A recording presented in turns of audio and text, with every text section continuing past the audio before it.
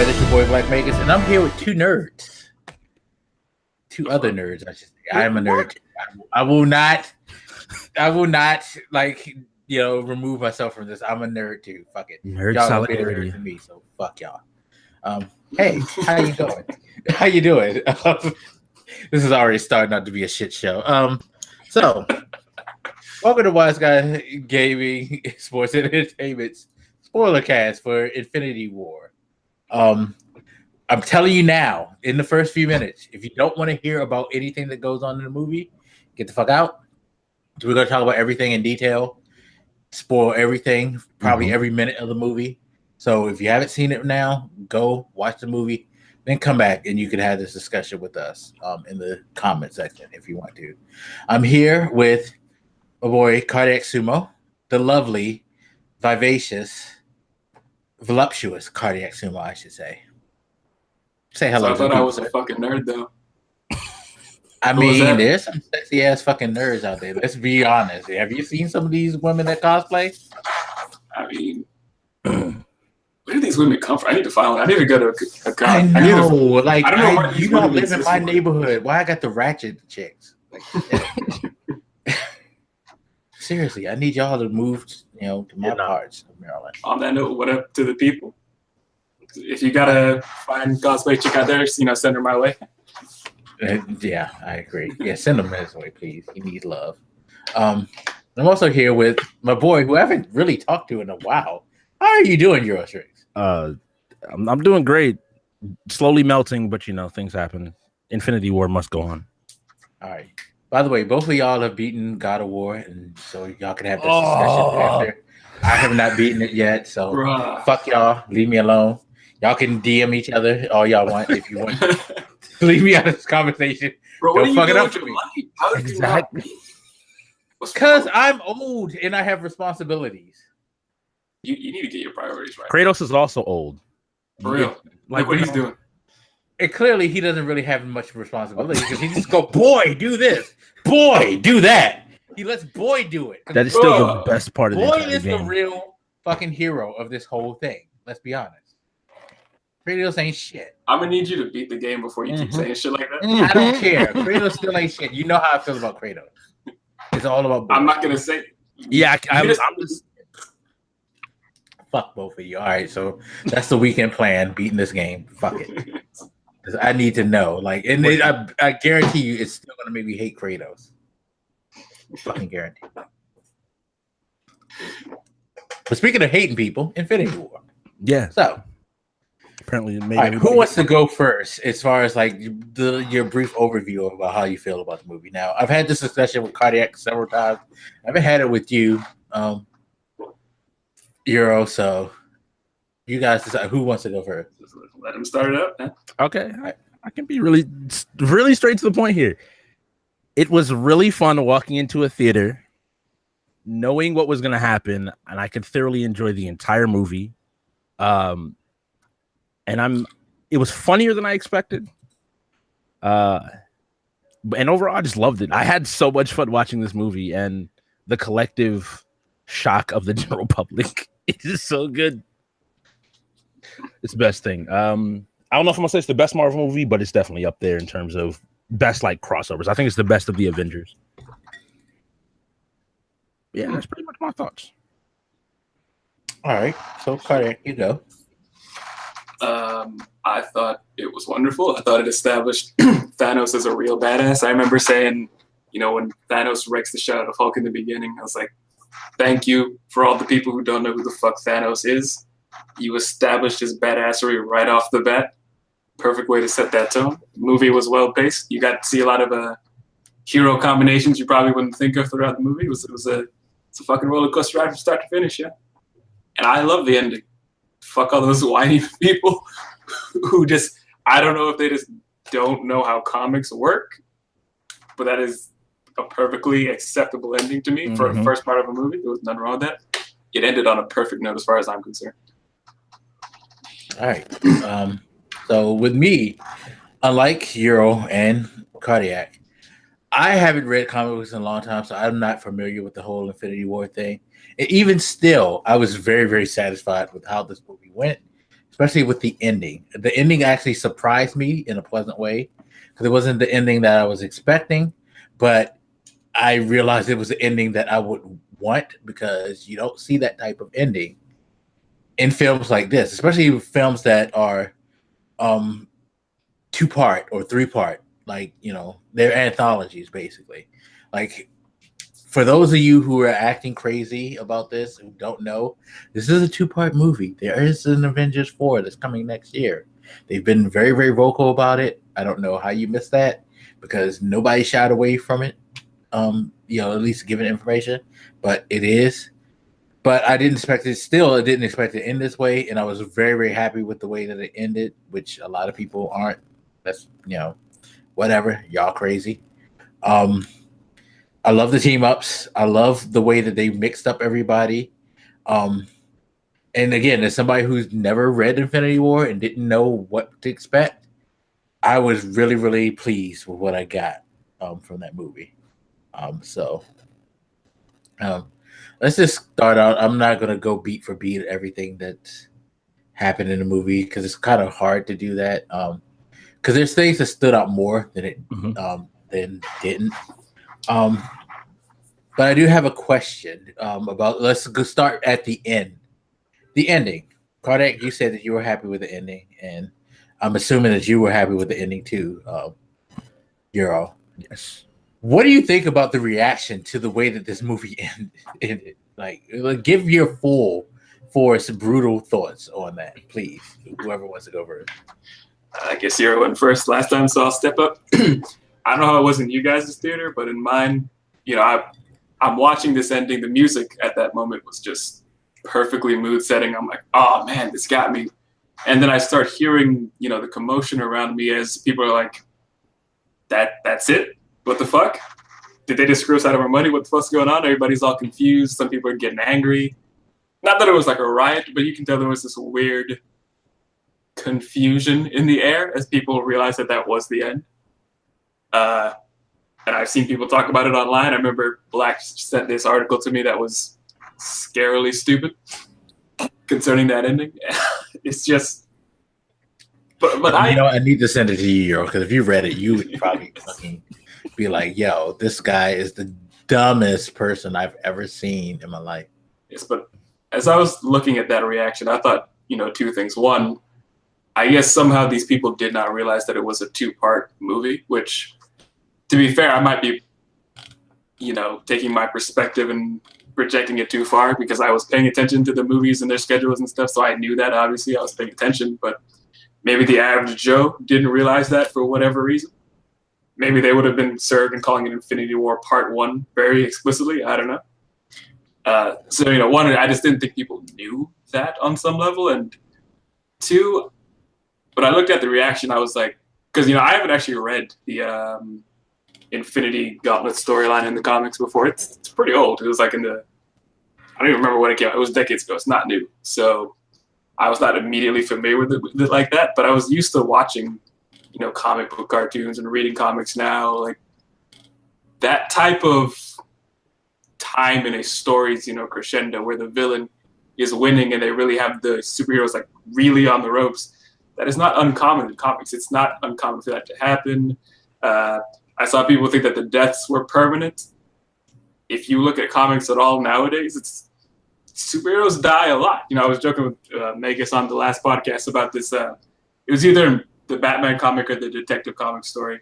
There was this meeting of all the people who had been robbed. You know, Jason Todd, Tim Drake, Dick Grayson, Damian Wayne, and they had that new kid, Duke or whatever. And they were joking with Duke, and he's like, you know, you're the only person in this room who hasn't died yet. Like, essentially was the joke there. Like, if modern day comics, almost every hero you can think of has died at least once. And if they haven't, it probably just means they weren't important enough to kill off, to be quite honest. So death and resurrection in comics is not that uncommon. I don't know if the casual fan understands that yet, if they're just watching the movies, but a lot of concern that, like, what the fuck, they killed off Black Panther, how you gonna do a movie, blah, blah, blah. It would be more surprising if heroes stay dead. That's how you should look at comics if you're not that familiar with it. But that's my thoughts on it. All right. I'm gonna echo the sentiment about the theater. So same thing happened. Everything came to that moment, and I remember it clearly. First of all, when it happened and people started disappearing, it got deathly silent. Nobody was making a sound. Everybody was just looking at the screen like, wait, what? What is going on right now? And then I remember when it cuts, the first cut happens. One dude said, "This is expletives out of the did not matter who was in the theater. He was at the top of his lungs screaming." And I just sat there and looked, and the thing that followed was I have never once seen not a single person in my theater get up. Everybody stayed seated like, nah, there's got to be after credits. There's something else coming. We can't leave yet. And then they were still like, wait, what was that? That exact sentiment was just like, what is going on? And I think kind of like Cardiac, you were getting into with comics have been like this. I think the mainstream audience that came on in the last 10 years is finally getting to that moment where they get whether it's the death of Superman, whether it's Infinity and all of those storylines, whether it's oh goodness, I can't remember the big DC event, because even DC has an event where they kind of echo this sentiment of a lot of people see Infinite Crisis here. Yeah, superheroes is like good versus evil, and we're gonna win, and they got to do what's right. And people are still in that mindset because every movie we've had up till now has kind of they're kind of on the ropes, but they'll figure out a way to win. I guess the biggest example of that is the conversation of my personal favorite character in the movie is Doctor Strange. I'm mad how they did a lot of this stuff, and people hate him. Like, he messed up. I'm like, y'all really don't know. Like, the stuff of there's another part to this movie. There's other movies to come on. Also, if you are in the comic space, certain people have said, hey, I don't want to be characters anymore. Certain people are just signing on. There's already a phase 4 that exists as a timeline. And so I think they're the people that just kind of like, oh, a new Marvel movie's out. Let's go with the family to go watch it. Ultimately, I think it's a great move because without doing the, I forget his name, Christopher Nolan. Is he Batman, Dark Knight, and all that stuff? Yeah. Without doing his approach to gritty, dark storytelling, it shows you that comics can have their high, bright points, but they can also have that moment where ultimately the villain is in control. Also, one thing I'd like to point out, for the most part, there are a few exceptions. The people that are left at the end of Infinity War are the original Avengers that we've been built in since the first phase. And so it's kind of almost like, to me, them saying they're going to be the people that we send off in the next part, and then we usher in the new era. So I think they did it really well, but I can get why you've never heard the idea of a superhero losing, everybody losing. And I guess one more thing, echoing what you said at the very beginning, Cardiac. People didn't know who Thanos was. They didn't realize that ultimately he is I was trying to talk to my mom about this, to where he's not just a villain in Marvel Comics. He's a force of nature. When he comes, everybody respects it. Everybody recognizes just how strong he is. And this storyline is kind of like Earth understanding that. There is no, oh yeah, it's ultimately going to be easy. It's like, no, you are fighting against everything just to hope you get a chance at it. What about you, Blake? Yeah, it's funny because my theater was like yours, except for one part. I had a slightly bad experience, even though I'm able to kind of tune this out.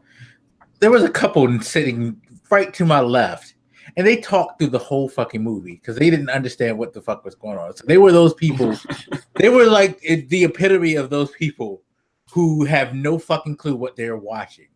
It's like they've seen Marvel movies, but they don't understand it because they kept interjecting in between scenes, what's that? Why is he doing this? Oh yeah, he's from that movie, right? Yeah, I remember. I was I'm sitting there I'm listening to the movie because I'm able to tune people out, but every now and then I would hear a stupid question, wait, why is he alive? It's did you not see such and such? What the fuck? Who is it's in my mind, but at the same time I was able to focus on the movie. So they fuck shit up. I actually it's funny because I went to the bathroom and I saw the dude and I like stared him down. And it's funny because I was with some friends and one of them like actually vocally after the movie was over and after cutscene, they were like, "Yo, y'all were rude as fucking shit." And like the people wouldn't address us, but they would talk amongst themselves. Like, did she just call us rude? Yeah, she just called us. It's like y'all want, hey, definitely ain't gonna acknowledge us like calling y'all out because y'all too pussy to do that. And like it's funny because I had to go to the bathroom. I saw a dude. I literally stared him down and looked at him and see if he was gonna like look at me, and he would not look at me because he knew he was fucking wrong for that shit. So fuck you, fuck your girl. Your girl's fucking whack anyway. Like. I'm surprised she got with your fucking wannabe LeBron James ass. Kiss my ass. But yeah, either way, I was able to enjoy the movie because I'm used to blocking people out because for some reason ignorance is not that hard for me to dismiss. Anyway, that being said, at the end, dead silence. Even the fucking talking to people, fucking like not saying anything. Like some people sat long enough to get halfway through the credits and left because I guess they were confused. But even after the credits, it was just like everybody was just like it's literally like me and my friends, we were sitting there, and after the credit, like the end credits went off, we were discussing what was going on. But everybody else was just sitting there like not saying like they couldn't comprehend. And it was like me, I thought the movie was executed really, really well. Again, how they like gave everybody a moment was fucking fantastic. Even like the secondary characters got their time to shine. Like people who we quote unquote aren't supposed to care about got spotlight. The ending was the most beautiful thing I've ever seen because you don't, like I've told Cardiac, you don't see movies that end like that, especially when there's another part. Usually it's, yeah, the villain might be on top at the moment, or like we're at the tipping point where things are perilous, but you get like some type of like affirmation from the hero that eventually we're going to do this. We have to figure this out, or we're going to figure this out. It's just like I said, it's kind of like you look at Empire Strikes Back, or you can look at The Last Jedi. You end at a point where, look, we got our ass kicked, but we still got hope. This movie, what hope did you get out of that ending? None. It was like Thanos did what the fuck he wanted, how the fuck he wanted. He got what he wanted. The villain won. You don't see the villain win, and I thought that was beautiful because, like, yeah, this is how it's supposed to be, and this is from somebody who, unlike Cardiac and Euro, I've never read the Infinity Gauntlet saga, so I didn't know what to expect. But at the same time, I fucking was very, very impressed with how they did execute things. Like, it went the way that I thought, like, it should be, even though I didn't know it should go that way. That's how I left the theater feeling, and I can't wait to see what's going to happen with the next one. And now you're at the point where everybody has to figure out, it's like, you don't have an obvious, like, rallying point for the hero. Yes, you do. Squirrel Girl, she's going to make that appearance. She's about to rally. I feel like that would. Why are you obsessed with Squirrel Girl and her being the fucking matriarch? Because you guys don't. Too many people question me on this. She's coming, bro. She is coming. Squirrel Girl. Everybody's waiting for like Miles or Kamala Khan or Ironheart. that next generation. It's Squirrel Girl, bro. I'm not spoiling anything, but Squirrel Girl would be a legit answer to all of our problems. She stays. I mean, this is a spoiler cast, so you can spoil it. Oh well, no, I was gonna joke.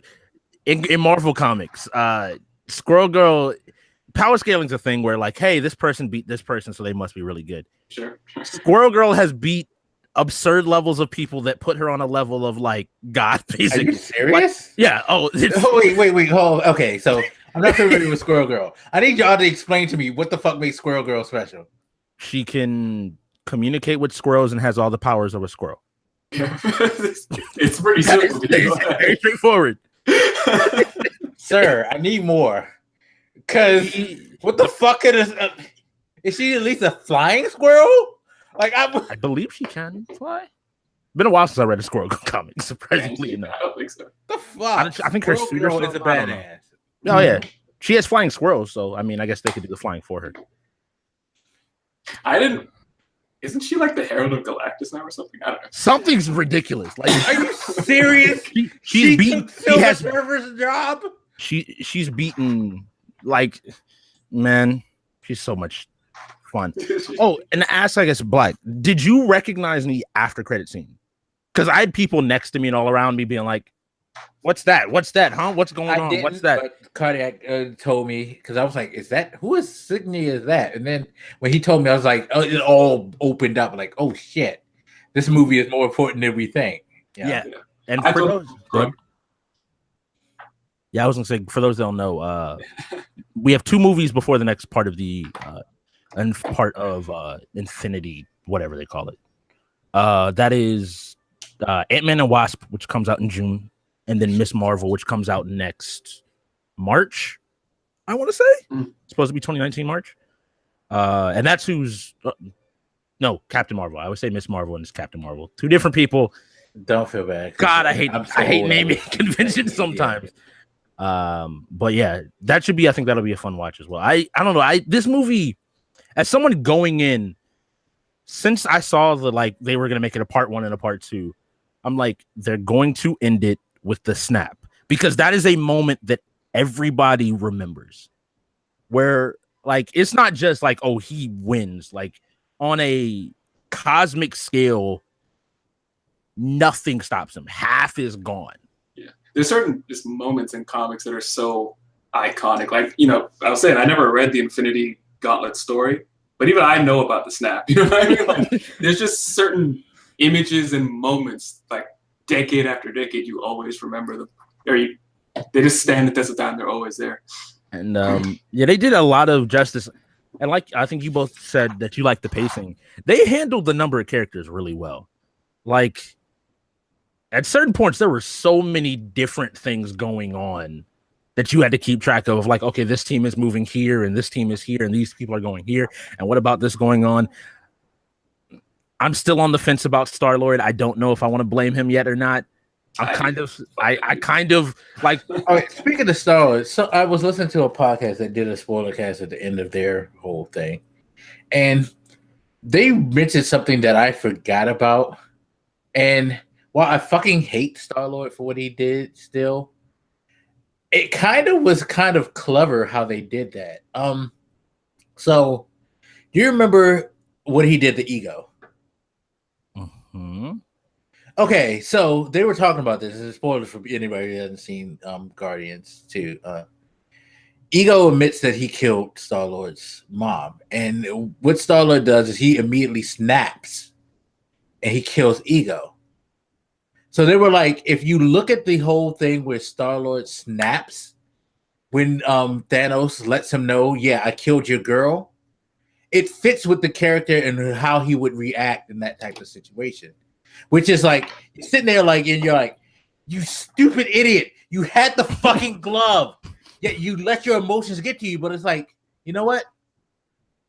I can't be mad at you because that's who you are. Because you snapped when Ego did the same thing.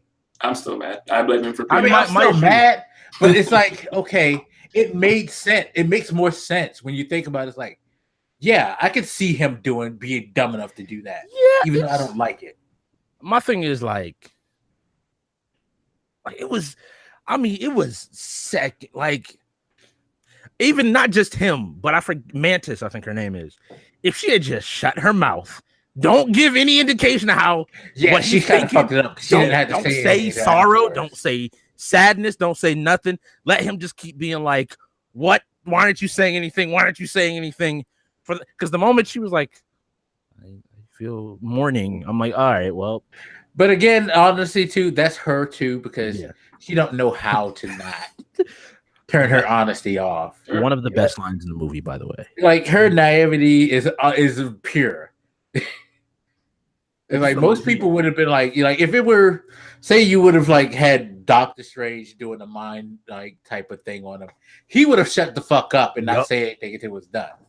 Because he would have known, like, oh shit, this might be the possibility that I didn't see that we could win. So I'm gonna just shut the fuck up and let this happen to see where it goes. You know, I don't get why people are so mad at Doctor Strange on that note. He said that they win in one. There's one thing where they win, and this is why I don't understand the anger. Like again, me and Cardi talked about this, but I'm gonna keep harping on this. If y'all would actually pay the fuck attention to what's going on, you could actually see the chess game happening in front of you. Doctor Strange told you there's one fucking possibility. Clearly, the man who said to Tony Stark, 14 million. I don't care what the fucking situation is. If you're about to die, I don't fucking care. I'm gonna let you die to keep the stone away from fucking Thanos. So fuck you, fuck your life, fuck everybody's life. Yet somehow this guy who felt that way before, he went through the whole scenario, over 14 million scenarios, and found one and said there's only one that we can win. He decides, you know what, I'm gonna give you this shit. And then he tells you we're in the end game now before he fades away. He's telling you this is the moment where make or break. Yeah. Something's gonna happen to fucking fix this shit. And I gotta let it go. It's like nobody pays attention to that shit. Yo, there's so many.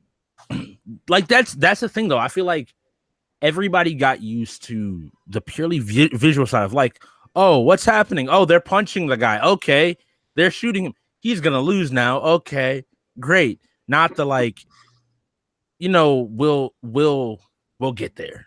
We'll you know, you don't just be like, I go after the king. It's like, no, you got to set up the board like you're saying chess wise. But have we had any movies that do that though? I mean, I think the thing is like, you know, this type of pacing is not unusual in the comics, and I said that, but it's what I should have said was it's not unusual for stories at this level where there's like reality warping and large scale warfare and stuff like that. At like a lower level, the pacing that they're used to is totally fine. It is normally how the stories go. It's for these grandiose level things that you have that pacing, and this is the first time they've really experienced that. You know? Yeah. I'll take it a step further too. So I think one thing that Marvel has been doing in their whole build up to this is conditioning non-comic book readers to get used to certain things. So, you know, they introduced us to some heroes and stuff with their first set of movies. Then they got us used to the idea of heroes teaming up with Avengers.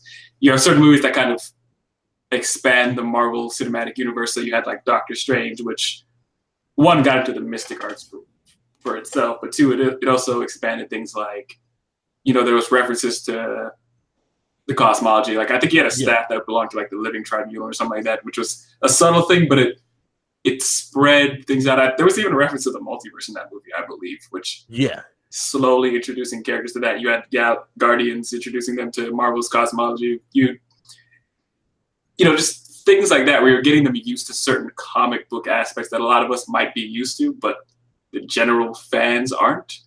I think this movie is just the next step to that, because this type of pacing, again, it's not unusual. But if you've never seen it before, you know, like Black was saying, movies just don't end like that most of the time. And I can understand that you've probably never seen a movie that ends that way. And then suddenly you have this. I mean, my thing is, I feel like they took even just like a normal, like, oh, it's a sad ending. Like, no, like the way people were acting about Black Panther and the fact that that was I have to interject here and say this. Like, seriously, we're gonna have to go on the fucking racial thing, but Black people, need y'all to calm the fuck down. I understand Black nerds is supposed to be a phenomenon now, even though we always exist. Again, I'm 42. I've been a Black nerd all my life. It ain't nothing new. Y'all just jumping on the wave and trying to be cool, like I've already been for the 42 years of my life. Fuck y'all. Y'all ain't doing nothing new. I invented this shit probably, so fuck you. Or at least my generation probably did. At least we made it the standard, and y'all just finally showed up. So kiss my ass. God damn it. Anyway, but seriously, no, I feel like with the Black Panther was very, very successful, and part of that success was because Black people came out for it. But Black people came out for something because it was just Black. Let's be honest. There were a lot of Black people who came out because they wanted to support a Black film, not necessarily understanding the dynamics of the universe or the world or how things work. So I hate my Facebook right now because all I see is my friends going to fuck off and talking about how horrible this movie is. Partially, well, not partially, but mainly because Black Panther faded away, and it's like, you dumb motherfuckers, do you not know what you went to see? Like, well, they don't. I mean, I remember right when Black Panther first came out, we were talking about it. I said, all this Wakanda forever shit, watch what happens when they go to war with Wakanda. Black people are not going to be happy. And well, it started before the movie even came out, because people were like, why the fuck they got to be fighting in Wakanda? So they're going to fuck up Wakanda in this movie. Why are they doing that to the black people's shit? Like, which really freaked me out, because I was like, Wakanda's attacked all the time. It has a wonderful resource. I mean, Doom has attacked it. Namor, probably Thanos. It's not unusual to attack Wakanda. Oh yeah, it's not unusual for it to be the last like stronghold. It's the most advanced city, the most advanced place on the planet. So of course, when it's like, where are we gonna go to like make our last stand? Let's go to, China. No, how about you go to the place where to the most technologically advanced place on the planet.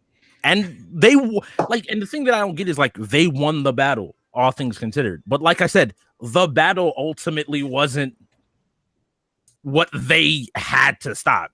It was Thanos. The Black Order is the one thing in the movie that, or whatever, I don't forget what they call them in this movie.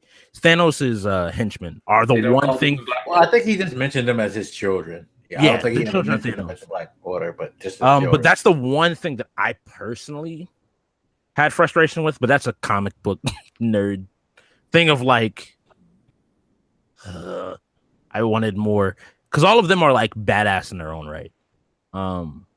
But I think what they did really well was they passed the torch really well. To me, it's been pretty vocal that Robert Downey Jr. and Chris Evans do not want to reprise their roles anymore. My assumption is they're both going to die.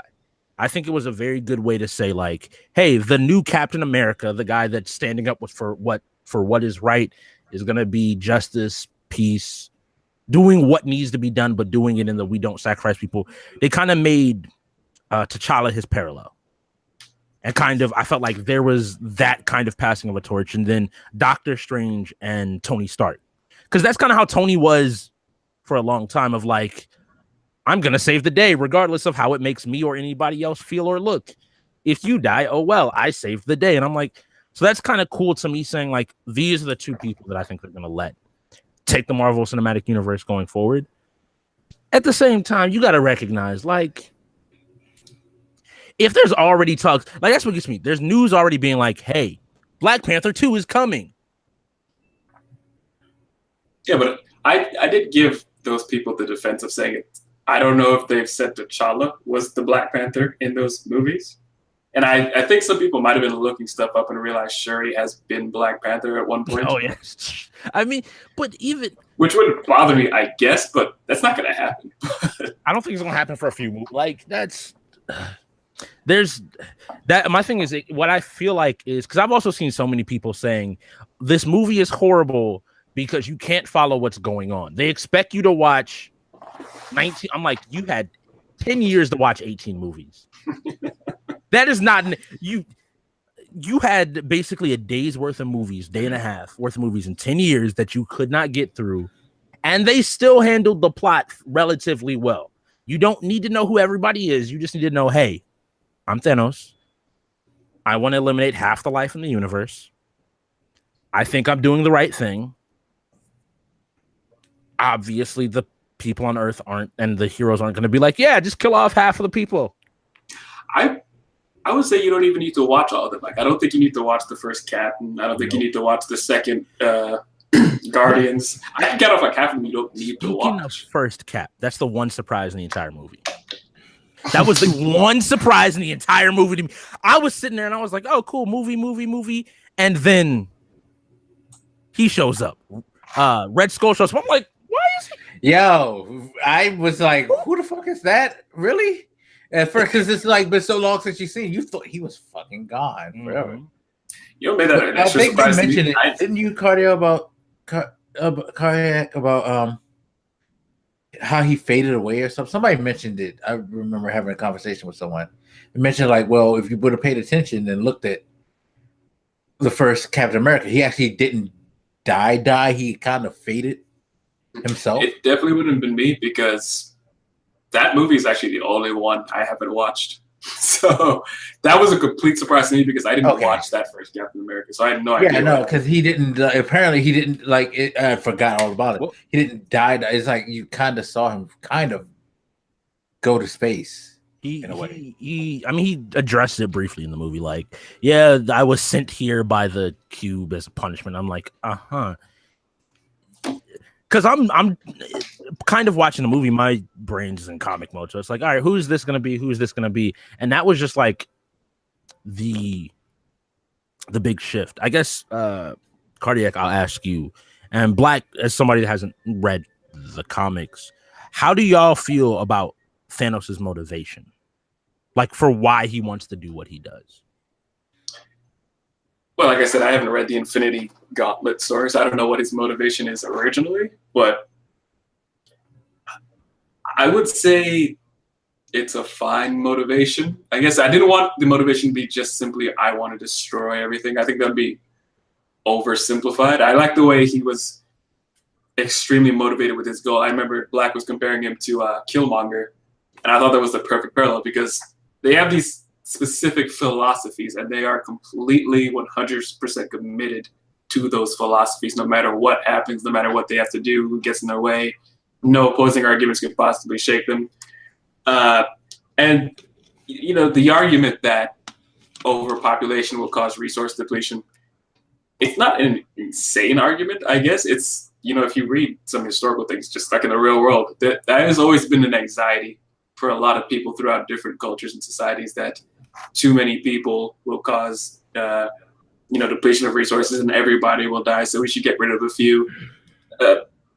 Many people throughout history have predicted the end of the world over shit like that. So it seemed to me like a well-grounded fear. I could go into reasons why it's not a true fear, why it's not reasonable, but I'm not going to go down that road right now. But I thought the motivation was fine. Again, not knowing what his in-comic motivation is. Yeah, same with me, because like he said, I kind of compared him to Killmonger in the fact that these were two people who had a serious ideology. Ideology that we can kind of agree on, and on some levels, it's like, yeah, I can understand the thought of there's so many people that resources are stretched, and that maybe if there were less people, things would be better. It sounds reasonable. Problem is, your solution to fixing the problem is so extreme and so out of order. Like, again, Killmonger, he was like, black people have been oppressed throughout the world by white people all throughout history, and have been treated, like, been marginalized, treated poorly, and this needs to stop. I agree. This needs to stop. Things need to change. But his change was so drastic, which was, fuck it, we're going to go to war, we're going to, like, dominate and kill as many as we can, and then we're going to take over, and we're going to take the position of the quote-unquote colonizers or the overseers, and we're going to control the way that the world goes, the way that they have all these centuries. And it was like, so you become the thing that you hate. And that's the thing. Thanos was actually more, in my mind, kind of perfect, because he wasn't trying to become the thing that he hates. He was trying to rid the world of the thing that he hates. Problem is, you're taking away people's right to choose or to fight for something to fix this in another way. You're just saying, you're like, even though it's a random choice, you're saying half of y'all lives don't matter. I need to get rid of half of you and kill you off so that the other half can prosper and live and be peaceful. It's like, you're taking away their choice to, like, try to figure out another solution. You know, so they mirror each other, but I think Thanos is kind of, I don't know how, I guess you could say more pure or resolved in his opinion, because he's not just trying to elevate one type of person above the rest. He's just saying, I don't care who the fuck you are. Half of you got to go, because if half of you have gone, This will make it better for the half that survives, And irrespective of who you are, your status, whatever. And it's like, okay, well, that's cool. You're not being discriminative, but you're still taking away people's choice to live. So what the fuck? The two things I really loved about both their ideologies, again, one, how certain they were that they were correct. Again, no counter argument could have possibly moved them. They had that absolute pure certainty, which was shown in Infinity War when he killed his daughter, I guess. And the second, again, is that these ideologies they have are not like weird little comic book ideologies like I just want to destroy or dominate the world that nobody ever really has in real life. Both their ideologies, I've seen them shown up in literature throughout history. They're not uncommon at all. So I thought they were fairly well grounded. I'm glad to hear that because I think, and you hit on the word, I think they did a great job grounding him from an ideology standpoint. His just to go over his comic motivation is ever since he was a kid, he has been courted by Mistress Death, the physical embodiment of death in the Marvel universe. And so life is meaningless. And ultimately the Infinity War storyline is his way of trying to propose Mistress Death by saying, hey, if I kill off half the people in the universe, she'll love me. That doesn't work, but we're not going to go there. But ultimately, I think that they had to in some way ground it a little bit more because I don't think people would have gone with it. They still have some nods to that in the movie. There's a couple of different like little moments that you can kind of be like, oh, I can see where he talks about that. But I agree. I think them grounding him was a lot better overall. I just always find it interesting to see how people feel about that because it in some ways, I think we'll ultimately get to see Mistress Death, but that's like you were saying, part 4 going forward. When we get to part 4, because that's the other question is where do you go from here? Like this is how can you top a moment where the villain kills off all the heroes? And I just have to be like, I don't want to say anything, but there's a lot of crazy things that can come out of this. That's one thing I'm fine with for movies. I know I've seen, at least in the comment sections, a lot of like comic book purists will complain when they stray away from the source material. And I'm like, sometimes it's needed, dog. Like, or even like with the costumes sometimes. I'm like, I'm sorry. Some of their costumes were made in like the 80s or some shit. They just don't transfer into real world 2000 whatever time. They don't work. Yeah, it's funny because I heard some people were saying how they hated what they did with Captain America and the shields when T'Challa was like, get this man a shield, and they gave him the kind of gauntlet shields. I was like, that's fine. What's wrong with y'all? Because like, it's not... we needed to see the fucking stars and stripes. What's wrong with y'all? It's like my thing is you have to adapt some things. And there's some stuff, like I said, the Black Order, just because they ended up giving Thanos a bigger stage, which ultimately should be about kind of what Infinity War is about. You don't need to worry about, oh, he has like ridiculously strong people by him as well. It's like, no, he is the scary thing. I actually thought, I mean, obviously I knew Thanos was in the movie, but I didn't think he was going to play as central a role because the Black Order was there. I was like, I mean, they're so capable. They could be the main villains themselves. So yeah, that was where I thought it was going to go. So going back, the way Infinity as a storyline works, he sends his people ahead basically to get the stones. And these are people like 2 of them fought all of the X-Men in one. Like the only one that fails is the big dude with the thing that tries to invade Wakanda and gets his butt beat by Black Panther. Black Dwarf, yeah. Yeah, he just gets bodied because they changed his name, I think, in the movie. I can't remember. They messed around with some of the names. But I didn't hear them address any of the names, which weirded me out. I was like, how come nobody was referring to her as Proxima? Is like that not her name here? I think he said Clovis Glaive once. Mm. And like I said, I'm a big Doctor Strange fan. Ebony Maw is the dude with telepathic powers. Yeah. Because, again, comic nerd, 1 second. He doesn't really have powers like that. But he has such a silver tongue that he's able to just destroy people simply through his speech. So in the comics, he manipulates Doctor Strange basically into releasing hell on Earth. Not with any powers, just with his ability to manipulate and talk his way. And I mean, it was still cool to see him throwing rocks and stuff around. And they did recreate one scene, which was the needles, which is kind of cool to him torturing Doctor Strange. I remember seeing that because when he first like picked up something or whatever he did, I was like, did he have telekinesis? I hadn't seen it much, but even then I was like, you know what? I could let it slide based on how the story seems to be based, and you know, there's so many characters. It would be kind of difficult to really build in such a cerebral type of character like him who really needs time to manipulate somebody. I think you hit that right on the head. Like you said, I felt like they were going to show up, and at the very end, Thanos would get the gauntlet. You'd see the snap. Because, like, I didn't expect the movie to start the way it did. It started full speed. Yo, that shit started off like, yo, we fucking here. I don't care if you saw any of these other movies.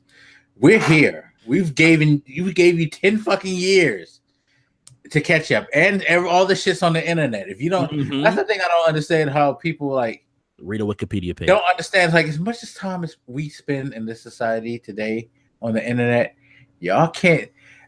It always bothers me that people don't research on the internet. It's like you spend so much time on the internet. You can't take 5 minutes to just, again, like you said, Wikipedia. Wikipedia is not the most accurate place in the world, but shit, it'll give you a basis spot, right? So I wonder if they would have even thought to do that, because you know, you have people saying, you know, they expected me to watch all these movies, and when I hear stuff like that, I'm like, I guess you're not used to looking at comics, because if you want to follow certain stories, you have to follow them through like a dozen comics sometimes. Like, but you know, that's not even an excuse to me, because you have so many like places that people go for like news and media. It's like what I said to you the other day, how everybody wants to know something, but nobody wants to understand. Yeah. There are sites like IGN. They did a video that was less than 10 minutes. Less than 10 minutes. But that went over the fucking entire Marvel Universe movies and let you know, like, from start to beginning where you're at. You could have just took less than 10 minutes. But my point was, I wonder if they even realized before going in that they didn't know shit. Well, like, they might have thought that the movie was self-contained enough that they didn't need to know anything else. That's why I was saying it's my favorite of the Avengers movies, because like the other two Avengers movies were more like, hey, we come together, we fight this new villain, and it's kind of done. Whereas this one, it's kind of like, I remember the stupid grin I had on my face after the first Avengers movie, where I saw the smile and I saw the face and I was like, oh, that's where we're going? Oh, that's amazing. Like, and to me at that point forward, I was like, okay, so this is leading up to this. So in Thor Dark World, okay, so that's a stone. Okay, so that's a stone. Doctor Strange, all right, we found that stone, and everybody was trying to figure out all this stuff going forward. But even now with the record-breaking numbers coming out, where it's the biggest opening weekend ever. I think what people didn't get, that comes from like people that aren't in the space normally watching the movie. I think the similar thing kind of went to Black Panther and Black people, where people didn't care about the Marvel movies, but Infinity War was such a talked about thing that are like, hey, let me go because the kids are going. Let's just make it a family affair. Hey, this person's going. Let me just get out and go with them. It wasn't just like, not even just comic people, not even just the people that have watched Marvel movies. And like you said, there's a lot of stuff in the Marvel movies that if you weren't like necessarily paying attention to a few scenes here and there, you might not know like who the Collector is and why has he shown up a few times in the different Marvel movies. Like, why all of a sudden is this dude? Why does Thanos even need to go see him? And if you didn't watch Thor Dark World, trash movie, by the way, one of the worst. I'm just going to still put that out there. You wouldn't know why he even has some significance. And beyond just like some other times where like he's popped up. The only stuff they really introduced in this movie were Thanos, the Soul Stone, Zoe Saldana did I think a great job carrying kind of the weight of being the viewer's connection to Thanos, to like the exposition dump. I love that because she did a solid job of like, hey, we need a character as Gamora to be like, here's our connection to Thanos beyond just he showed up. I think she did that pretty well. I'm happy how they handled it. It's just being able to also turn off the part of my brain that's like, it's not exactly like the comics. Nothing's exactly like, it's an adaptation. It's not a... Yeah, I hate those people too, because especially at this point with this movie, again, you have 10 years of build-up. None of these movies have been one-on-one comparisons to their comic books. You should be used to this by now. So if you're a comic book person and you're fucking going nuts over like not getting the payoff that you thought it should be, I feel like there's something wrong with you. I think you're giving too much credit, because I feel like even if it was a one-on-one, they'd still be angry. Because I remember, well, what was that movie? It was like this cartoon movie adaptation of The Killing Joke. Piece. It's a classic Batman story. And I remember watching that movie and then going back to, because I looked at the comments and people were like pissed. They were like, this is garbage, this is trash. They fucked up this classic. So then I went back and read the comic and I'm like, aside from this like added thing concerning Batgirl, it's almost exactly the same. The artwork is super similar. Most of the dialogue is pulled directly from the comics. It's like the most one-to-one thing I've ever seen. And yet you have people in the same breath saying, you know, The Killing Joke is a masterpiece, but this movie that it's directly based off of is complete trash. Well, the rose-tinted glasses. Like, I went back and reread Infinity recently, just because I didn't want to go into it being like, oh yeah, I was like, let me go back and see exactly, because it's really easy to be like, back when I watched this thing, it was really good, and then we go back and look at something from the 90s and are kind of like, was that what we thought was amazing back? Okay. People don't do that. So people are like, man, The Killing Joke was amazing. It's once, and also you know what's going to happen. Like, there's a lot of things where, to me, I always try to view it from two different perspectives. It's like, I mean, I learned this when it came to Harry Potter and a lot of anything adapted from something, you got to recognize like they change things because not everything works in film, nor does it work in games, nor does it work in print, nor like you have to change it for the medium at hand. Yeah, I feel like people really can't understand how certain things don't work in different mediums. It's like you can only do so much to make it work. Like, I'll be honest. Again, I haven't read comic books in a long time, but even from the days that I've read comic books, I am clearly like able to recognize that a lot of the stuff that they do in comic books would be fucking goofy and dumb as shit to try to make into a movie that have real people fucking try to act out, because comic books can go like far off into its imagination where it's like, yeah, it seems cool because you're able to draw these cool frames that make things look cool and all that. It's just like, it's kind of like the Spider-Man swinging shit. Seeing Spider-Man swing in the comic looks so fucking cool, but if you're trying to make a real person look like that, it's kind of shitty. I'd be like, why are you flexing like that in the middle of the air? Like, right? Like exactly. I was reading Nightwing the other day, and I'm like, if you did this shit in the movie, I'd be like, what the fuck are you doing with this? Like, this weird homoerotic, like, yeah, it's like very like awkward. You put yourself like Spider-Man in the comic book gets in the most awkward position. Or like, I remember a couple of years ago, maybe there was this big deal about Spider-Woman. And like the cover of Spider-Woman and how she's flexing and how it's like she's posed and her legs are up, like, and they were like, that's just like such a like disgusting, like, it's like, well, I understand that because no real human being would ever contort themselves in that position. Yet comic books do that shit all the time. You know what I mean? Yeah. They'll like lean back. Realize that they can't put the comic stuff in there completely. They have to kind of shape it around a realistic Which Well, it's just like with the new Spider-Man game where they talked about swinging. Yeah, he can't just swing everywhere he goes. I love that. There are fucking places where, guess what? There's nothing for him to attach a web to. So you have to fucking acknowledge that. Don't you love that? Like, that's a question that people don't think about till it's brought up. Like, what if he's in the middle of a desert? He doesn't just like and just lift off of the ground. And it's those things that I can really appreciate about.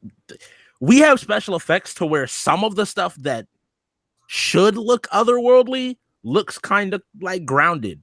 Iron Man's new suit, Spider-Man's. We finally get to see him. Oh, the Iron Spider. And yes. And again, I apologize for shitting on the Iron Spider suit the first time I saw it. That shit was animated fucking amazing. I was talking to Black about this scene where I think it was Mantis that he caught. And he does like this, spin along and then the legs spin around with him. Like, bro, that's beautiful. That is fucking beautiful. I love that shit. Oh my God. I take back all that dumb shit I said about it before. It's just the self-awareness of the movie. Okay, going to that. The movie, when I said it was funnier, I think the only reason the funniness of this landed really well is because of how dark the movie was. Like, if you didn't have the funny stuff, the movie would actually be straight depressing. If you didn't have Spider-Man making aliens, like, do you know aliens? Oh yeah, cool. Or Drax. I've learned how to move so silently I turn invisible. Like, those moments to me were just so fun because, like, Mantis runs in and is like, "Oh, hi, Drax." Damn it. And walks off. Like, it's that perfect, just like relaxing moment where it's like, all right, cool. We can still have a little bit of fun. The world's coming to an end, but we haven't lost our sense of humor. Dope. I think that's a good point because one of the things that always misses with me with some of these movies is just too much humor, especially like Guardians in particular. Like, there's times where it's like, come on, dog, it's too much. But when the story itself is dark, the humor stands out that much more. Like in the Injustice story, Harley Quinn is like sort of a comic relief in what is otherwise a dreadfully dark story. And she pulls you out of like these horrendous moments, like Green Arrow getting beat to death, or Green Lantern Corps getting decimated. Fucking, there's lots of dark moments, but Harley Quinn always just like pops up at the perfect moment. It just says, some dumb one-liner, and it picks you back up again, so the rest of the comic can shit on your face. Yeah. I think the movie worked the same way. I mean, what do you think of the comedy, Black? Oh, like, I think I said it to you, Cardiac. Like, the Guardians like helped so much with it. Like, especially Quill. Like, even though you end up hating him for like some of the things he does, Quill's like is the way he acts, the way he interacts with people. Shit, all of them. Like, fucking Madness. Like, we take ass and kick names. Really? Like her awkwardness is so refreshing. It's like it puts the levity in a moment where they're having this serious discussion, this debate about what we're gonna do about this problem that we have with Thanos and all that. And like, they just like, who the fuck are you to be talking? And she says that shit. It's like, okay, yeah, okay. Everybody calm down for a moment, because seriously, we're all looking at her like, what the fuck is wrong with you? You know what I mean? I love Which is what happens in real life, because some things, it's not like everything's totally serious. And right, it will be those moments where you get that, brevity. Drax ogling over Thor's body. Good shit. Yo, Drax is fucking dumb. Like, I love the fact that he took, like, after the first Guardians, and took Drax, just made him this ridiculous fucking character. Like, the part where he's standing there talking about, I've mastered the ability to be still and not be noticed.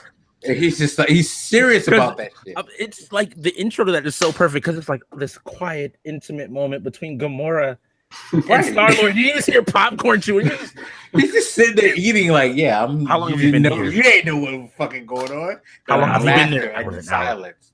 I'm a ninja. I mean, but we laugh, but I mean, he must have been right on some level, because he was really standing there for an hour. Yeah, he was there for a minute, listening to them have this deep emotional conversation. On some level, he was right.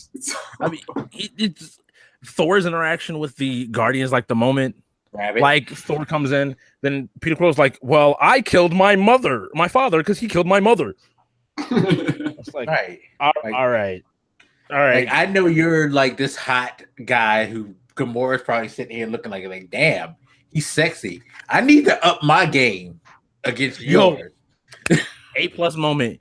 I in the theater audibly said, like, he started talking. I was like, wait, did he just add some bass to his voice? Right. And then they said it in the movie, and I just died. You will leave here. Where are you going? Are you making your voice deeper?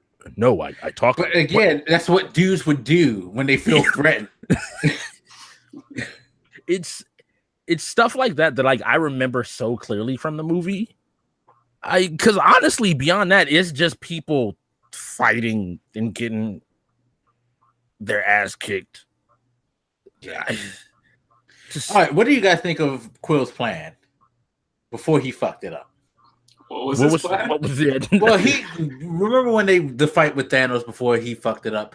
Everything they did with like transporting Spider-Man through and all that stuff like that. What he said, because he said once they were taking the glove off. Remember, everybody, this was what I told you the plan was. I don't believe that. I remember him saying, like, this was my plan. I thought he was fucking around. Yeah, I took that as like... I kind of did too, but I was like, at the same time, I was like, was he fucking around? I feel like it's the same thing as the, like, hey, go left. No, other left. When, right. Like, he's trying to... Like, he's telling people what to do, and Doctor Strange is kind of like, no, we're going to do this, and we're going to do this. Spider-Man, you're going to be here. All right, be ready here. All right, this is what we're going to do. And he's like, yeah, all right, break. Let's go, team. By the way, Spider-Man was brilliant in that scene because, like I told Cardiac, I love the fact that he's sitting there, like, when it's his time to be up, to do his thing, he's sitting there, magic now, magic now, magic. And, like, you just see Strange just throwing the portals all over after he says that shit. It's like, what the fuck? Dude. That shit was so fucking good. It was Strange is such a badass in this movie. Spider-Man did. Strange was a badass, but Spider-Man was brilliant. I love fucking Tom Holland because he plays. I so love well. the fact that he's a kid and he acts like a fucking kid because that magic now shit or like the whole we're using our it's like he kept Mr. Stark, Mr. Strange, Mr. Everything. Like, yo, you realize this is a kid who's just living the moment. Yeah, and I will say, even though I knew it was, I had a feeling they got me with it at the end. He was the one person I was like, look, you can't. Why you spend a full minute on him? Cry, sir. Everybody else got like 30 seconds. Mr. Stark, I don't want to go. Like, I don't feel so good. I'm like, you just let him just. Why does he feel it and everybody else is like gone in an instant? Like, can we? Perfect. I felt like they had to do it because he was the only kid there. Yeah. Like, if you want to make this, I was talking to Black when people mentioned, like, why did it kill Panther? You had to kill some of the high-level people. Otherwise, it would be like, why is it only the lower-tier guys died and everybody else is fine? That doesn't work. You had to kill Panther, Spider, Groot. You had to kill off some of the favorites. Otherwise, it was just... Raccoon. It's gone from the Guardians. I saw a picture of it was the meme of the like sad looking raccoon on the side of the street, and they're like Guardians of the Galaxy Volume 3. It's I feel like they did it justice too. So like you got to keep War Machine, but you lost Falcon. Like they did a balance of kind of like everybody. Like if there were kind of a couple of a character, you kind of lost one or the other, except for Scarlet Witch. She kind of just got screwed. Like she had to kill. She had to kill her love interest. She had to kill Vision. His brain still gets ripped out. They make that clear. He did not just like, it was not like I was like, oh, okay, he'll lose the gem and he'll be fine. And they were like, Thanos was like, nah, I'm just taking your entire frontal cortex and just.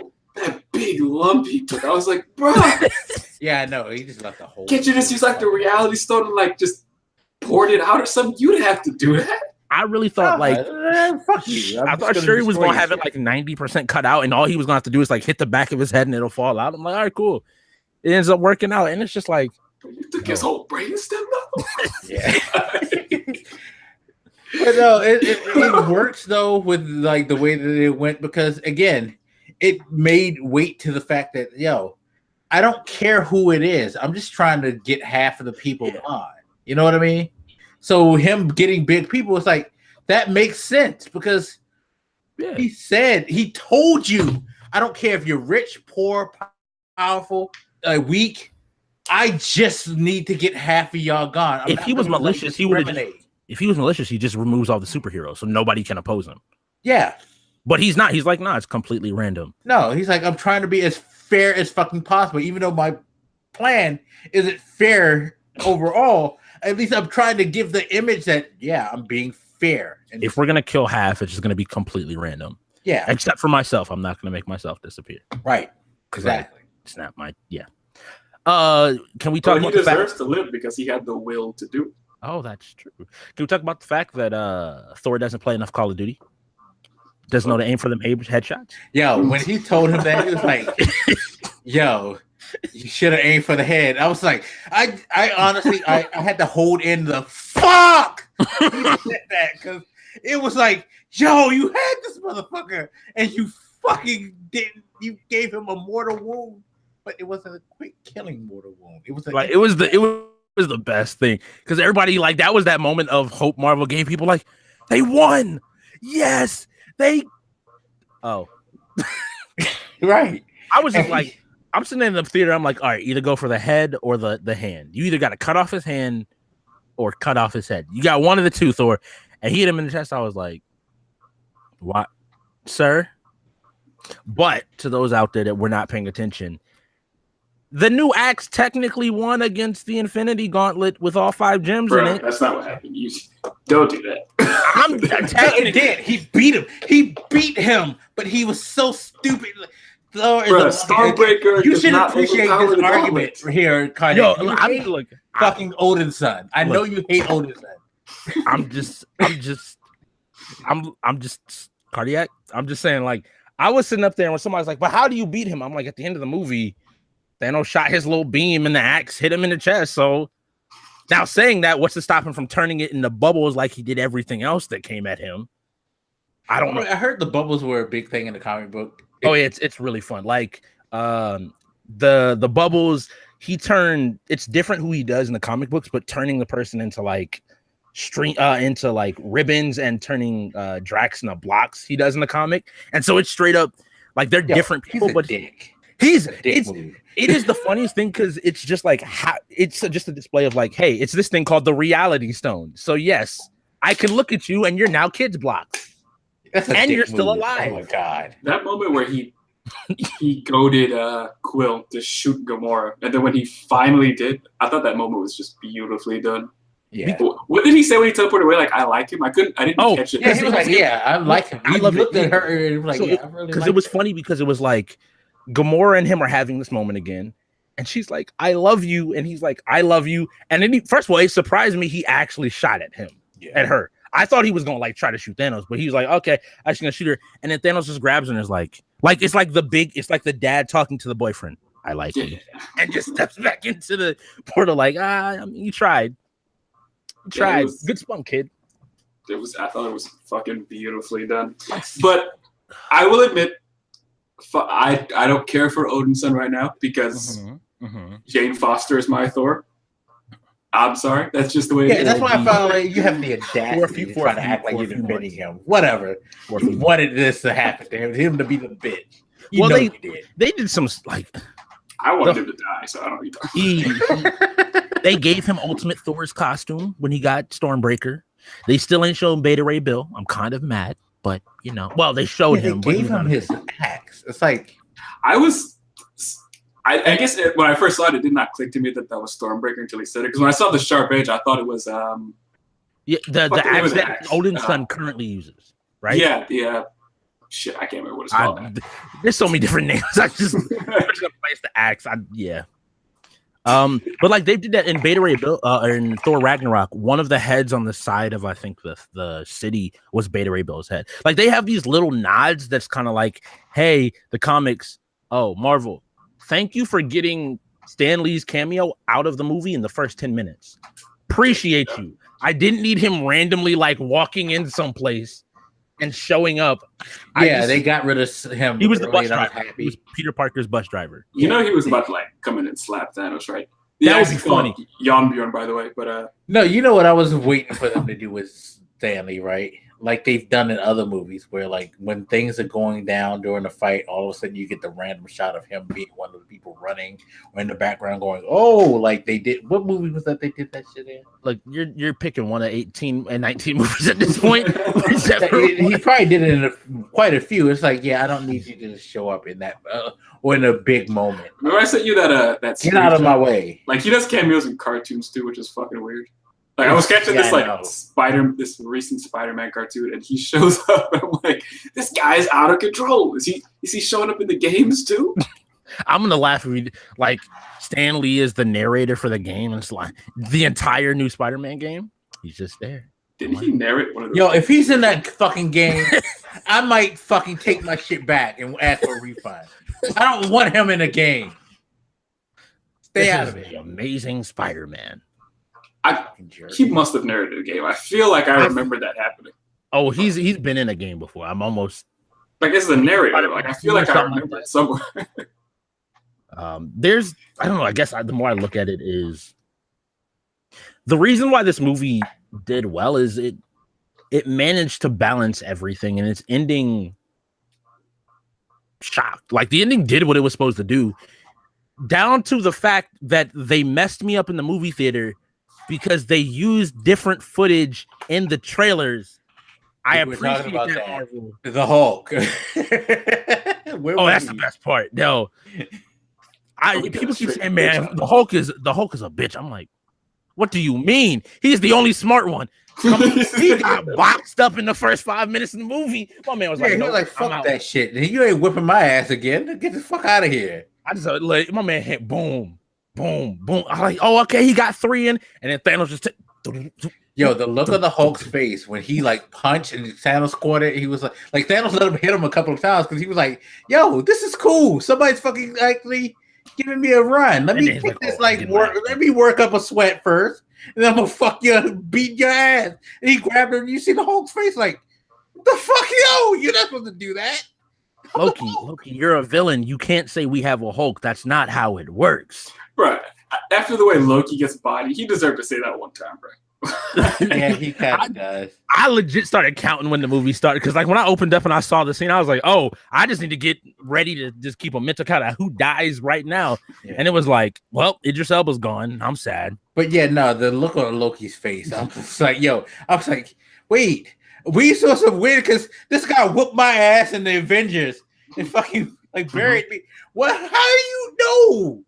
He had that look like, no, this ain't the way it's supposed to go. So I asked Black this. I don't know if he remembered, and I can't remember, how this goes in Ragnarok. Was Valkyrie on that ship, and did she die? I feel like she should be on that ship. Second of all, next question: if Thanos only kills half the population, why weren't half of the Asgardians left alive? We're not going to go to that. But like, there's that entire initial part was like he wasn't supposed. I don't think he was supposed to kill everybody. They got in the way. I mean, well, we don't know that he killed them. It could have just been, the Black Order getting out of control. Yeah, we kind of don't know if everybody did die on that ship. Were there 2 ships in that's the thing. It's like small details like that. He went for the Tesseract. So whatever the Tesseract was on. Like, that was really funny. Ragnarok. But you just said 2 ships, so now it kind of makes it clear. If there were 2 ships, I'm not saying that because of Ragnarok. I can't remember if because the movie comes in with like their ships being shot at or something, like the Asgardian ships being shot at, and I couldn't tell if it was like 2 pieces of the same ship or if it was a different ship or what. But like I felt like the movie opened with maybe multiple ships. Which say, like, just from movie news and conversations that I've heard, that she's probably alive, because I remember them making mention that maybe they'll make a what's the name of the female group she's a part of? Sorry, what?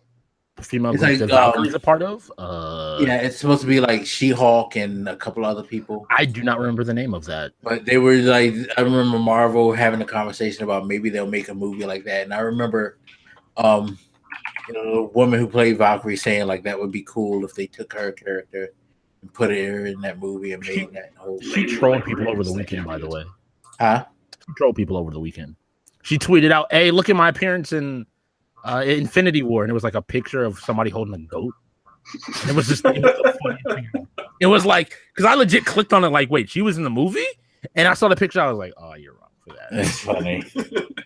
You're so wrong. By the way, I looked up a quick YouTube video. Stan Lee does narrate the first couple Spider-Man games. Wait, that's why. Are you serious? Fuck him. Yes. Fuck him. First Spider-Man, like 2000. The Activision one? Yeah. What? Is it the Activision one? I wasn't looking at the full thing. I don't care. Or the one on PS1. It was like shit graphics. It must have been the PS1. Yeah, that makes sense because I remember playing that game. Hey, fuck him. I told you he's never never think about Stan Lee. Look, Stan Lee has made it his thing. It's like if it has Marvel, fucking hack. If it's Marvel in it, Stan Lee will show up somehow. He's a hack. You don't have a choice in that matter. He is not a creative mind. He's this fucking hack who stumbled upon his success.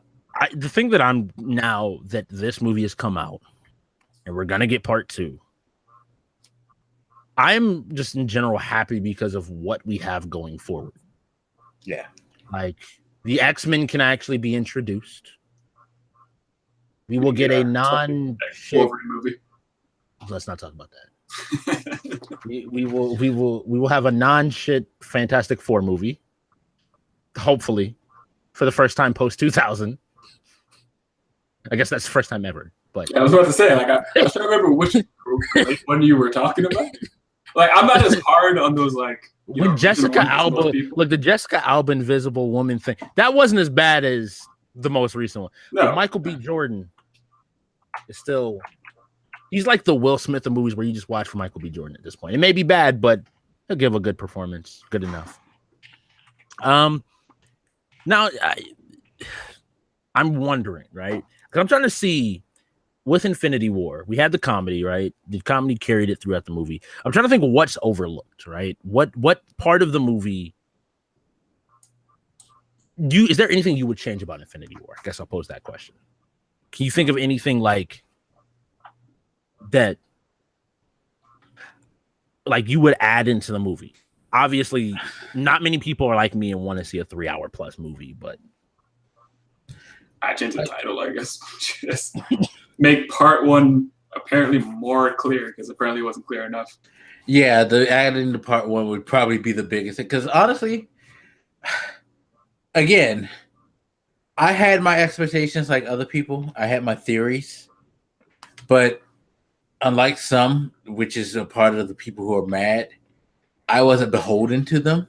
Again, I didn't think it was going to end the way it was. I was pleasantly surprised. And I was like, yo, this ending makes sense. You know, some of the scenes that they showed in trailers weren't in the movie. I was happy that wasn't in there. I love that. Because it was like, yo, finally, because people kept saying, I remember, what was I looking at? Shit, what did I just drop? Whatever. But I remember people saying like, oh, I hate these trailers like this. They expose so much in the movie. I can figure it out with all my Easter eggs and I can tell you what's going to happen. It's like, yeah, tell me what's going to happen because half that shit in the trailer wasn't in the movie. That was, my thing is they messed up the entire battle. Like if you thought Wakanda's battle was going to be some type of way, they just did not care. Yeah. Like, because like, you know, like what was it? In one of the first trailers, the guy Mark Ruffalo is walking around the arm of the Hulkbuster armor, and people are like making speculation, like, "Oh, this happens, and then this goes on." And I'm like, yeah, like when you see Iron Man get snuffed in that first thing, you're like, "Wait, he kind of did in the movie, but it was a different angle and it was a different thing." It was like, no, he didn't really get it snuffed like he thought. And everybody like, "Oh, this is when Iron Man's gonna die." Like, no. I'm just like, just thank you for saving us from ourselves. Yeah, because that's my general rule of like why I don't watch a lot of trailers.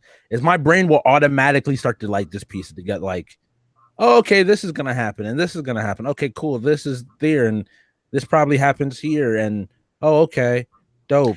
You know, they know what era they're in, and they know their audience. Like people in, especially in the social media era, always want to be like, again, it's this thing I said to you the other night, Cardiac. It's always everybody wants to feel like they know something. Nobody wants to understand it. Like, it's all important to say, I know what's going to happen, but not necessarily understand why this is going to happen or the background behind it. It's just like, I see it, I know it, I'm going to talk about it with no, thought of getting detail or understanding of what this is that they see and why they feel they wear it. They just know it. They just see it, boom. Instantly, Captain America is going to die because clearly he's holding the glove to stop himself from dying. And it's clearly Thanos is going to kill him. So that's a scene that's a famous scene from the comic as well, where like Thanos is reaching down and Cap grabs the glove. But the issue that most people should know is technically where that would be in the comics. That should be in part 2. Technically, if that was the scene that people are talking about, that should be in part 2 because of the nature of Infinity as a storyline. So I'm doubtful that most of the people who saw that part in the trailer and thought he was going to die were referring to that comic. I'm pretty sure they were just extrapolating from that. Exactly. They just like, I see it, I know it, it's going to happen. Boom. I guess that was the conversation. Who's going to die in the movie? And it's like... Yeah, I think you're giving them a little too much credit to say that they were basing that off the comic. I could be wrong. I'm highly doubtful that was their motivation. Yeah, I agree with you. I would give more credence to say Marvel did that intentionally so that people that had read the comics as well were like, that scene's in there? I'm sure they're pretty methodical about the way they handle stuff. I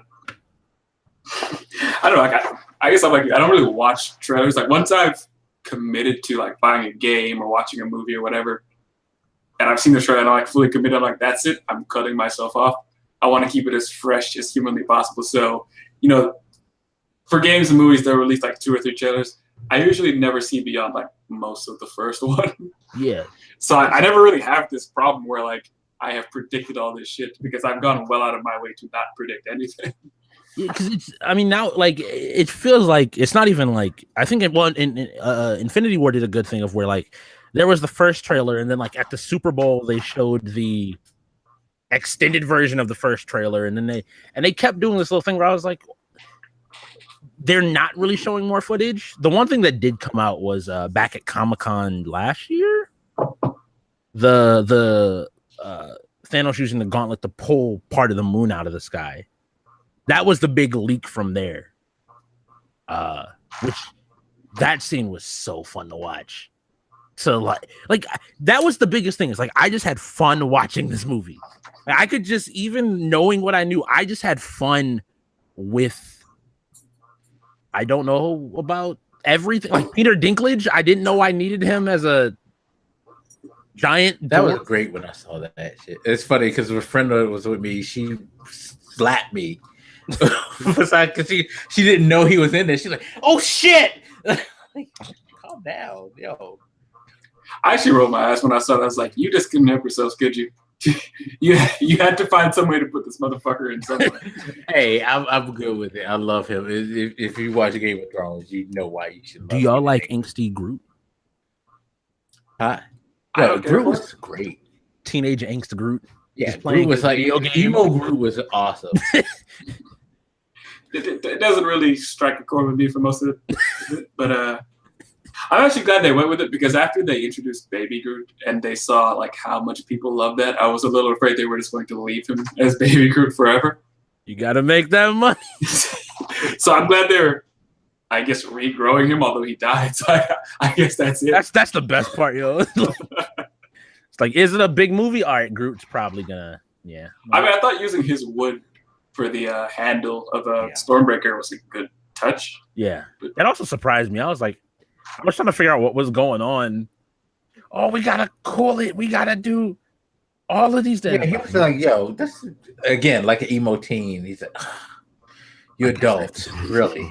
Let me just take care of this because y'all don't know what y'all doing." I don't know. It had its moments. It doesn't normally do it for me. I'm now my mind is just lines popping in my head from the movie, which I love when that happens.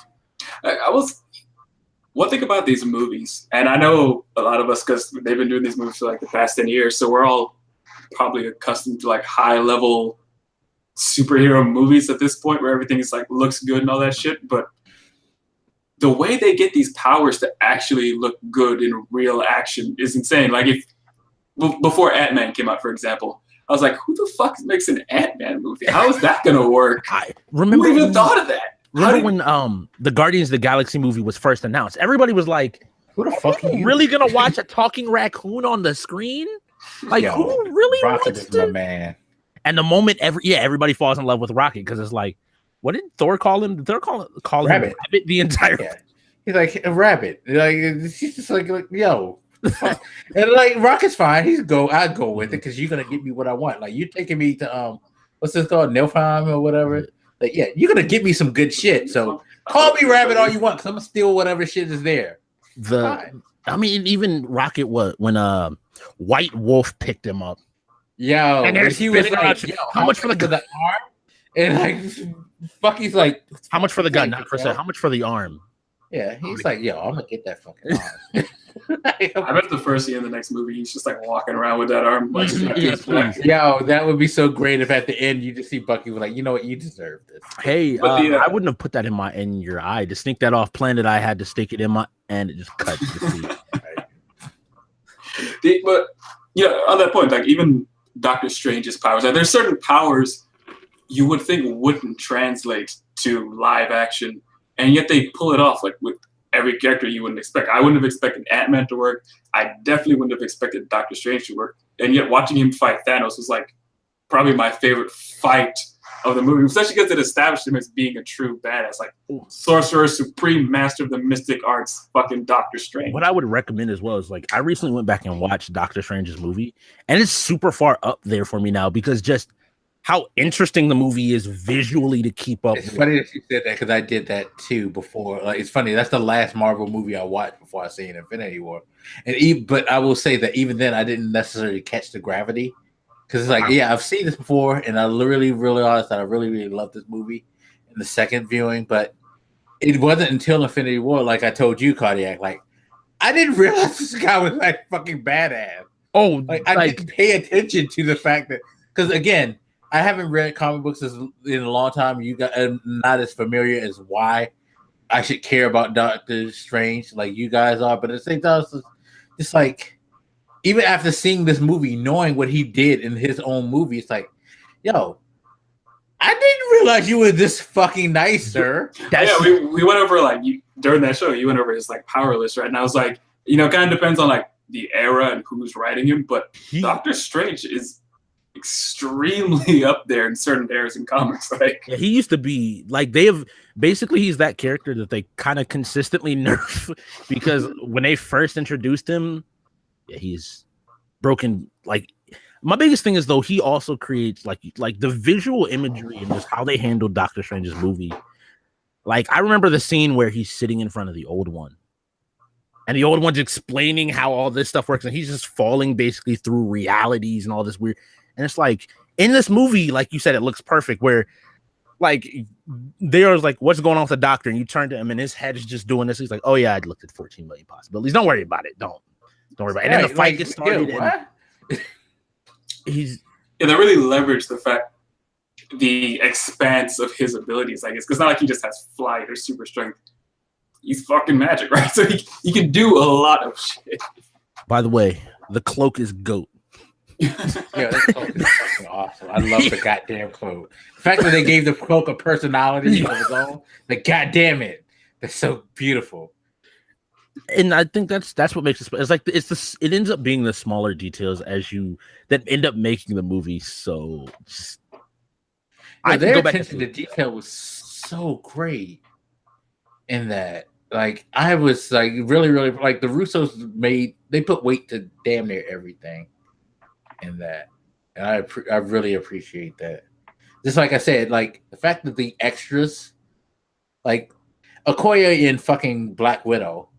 Squaring off against what's her name? Like they got their fucking moment. It's like these are like extras that they got to shine. Like M'Baku, fucking rolling on the scene. Like, yo, the Jabari got a lot of like weight in that because I feel the war like chant.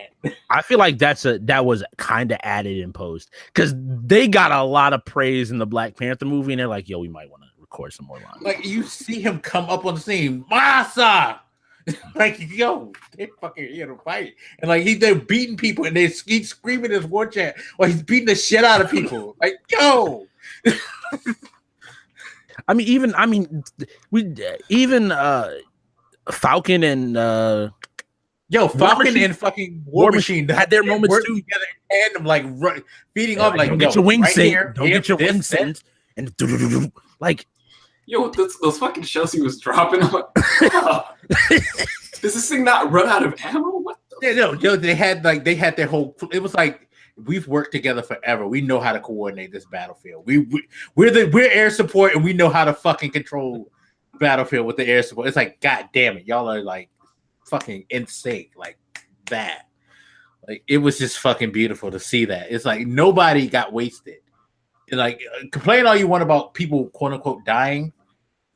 You can't say anybody was wasted in this movie. Like, and even still, like when Thor finally showed up with Stormbreaker, it was just as big of a moment for him just to land and just start going, and just was like, all right, cool. You know what? I wasn't into it. I mean, Rocket showed up. So if it was Jane, would you be okay? Hell yeah, I would have been, bruh. If it was Jane, she would have known to hit him in the head because she's not stupid. Probably. I'm saying. You know, so I'm not gonna. The internet would. I know the internet has a problem with that opinion so much. I know. That's the best part about it. Like, no, she wouldn't. I'm gonna type my. Bruh, so the part of the reason I was so raw about that was like the end of the Jane Foster Thor run happened like right the day before I saw Infinity War. So I'm watching Thor on the big screen. I'm like, bruh, it's your fault. Bruh, fuck this guy. You don't respect Odinson, okay? Nobody gives a fuck about Odinson over there, right? Fuck that dude. I love how people are like, so did they just make? They apparently made Thor Ragnarok irrelevant. If you see Thor Ragnarok, they're like, this entire movie is just like, it doesn't matter. It does matter because it helps build his art. Because he had to get to that point, on a personal level. But you gotta understand, people don't care. All they see is that he has a weapon. Again, he has a weapon back. Something you don't understand what's going on. Exactly. He has his weapon back, so nothing changed. The only good thing about him having Stormbreaker is that they can rebuild Mjolnir and give it to the real Thor. That's all I'm saying, bro. Man, when was the last time she showed up in a Thor movie? They ain't giving nothing to her. Bruh. I think you can introduce somebody Wait, didn't they kill her off actually in part 2? I don't know. Nobody remembers Dark World. Dark World was a really bad Thor movie. I'm pretty sure they just broke up or something. That was the explanation. There's so much. I'm at Bucky and Cap finally get back together. Bucky dies. I feel like anybody that had a meaningful connection is just.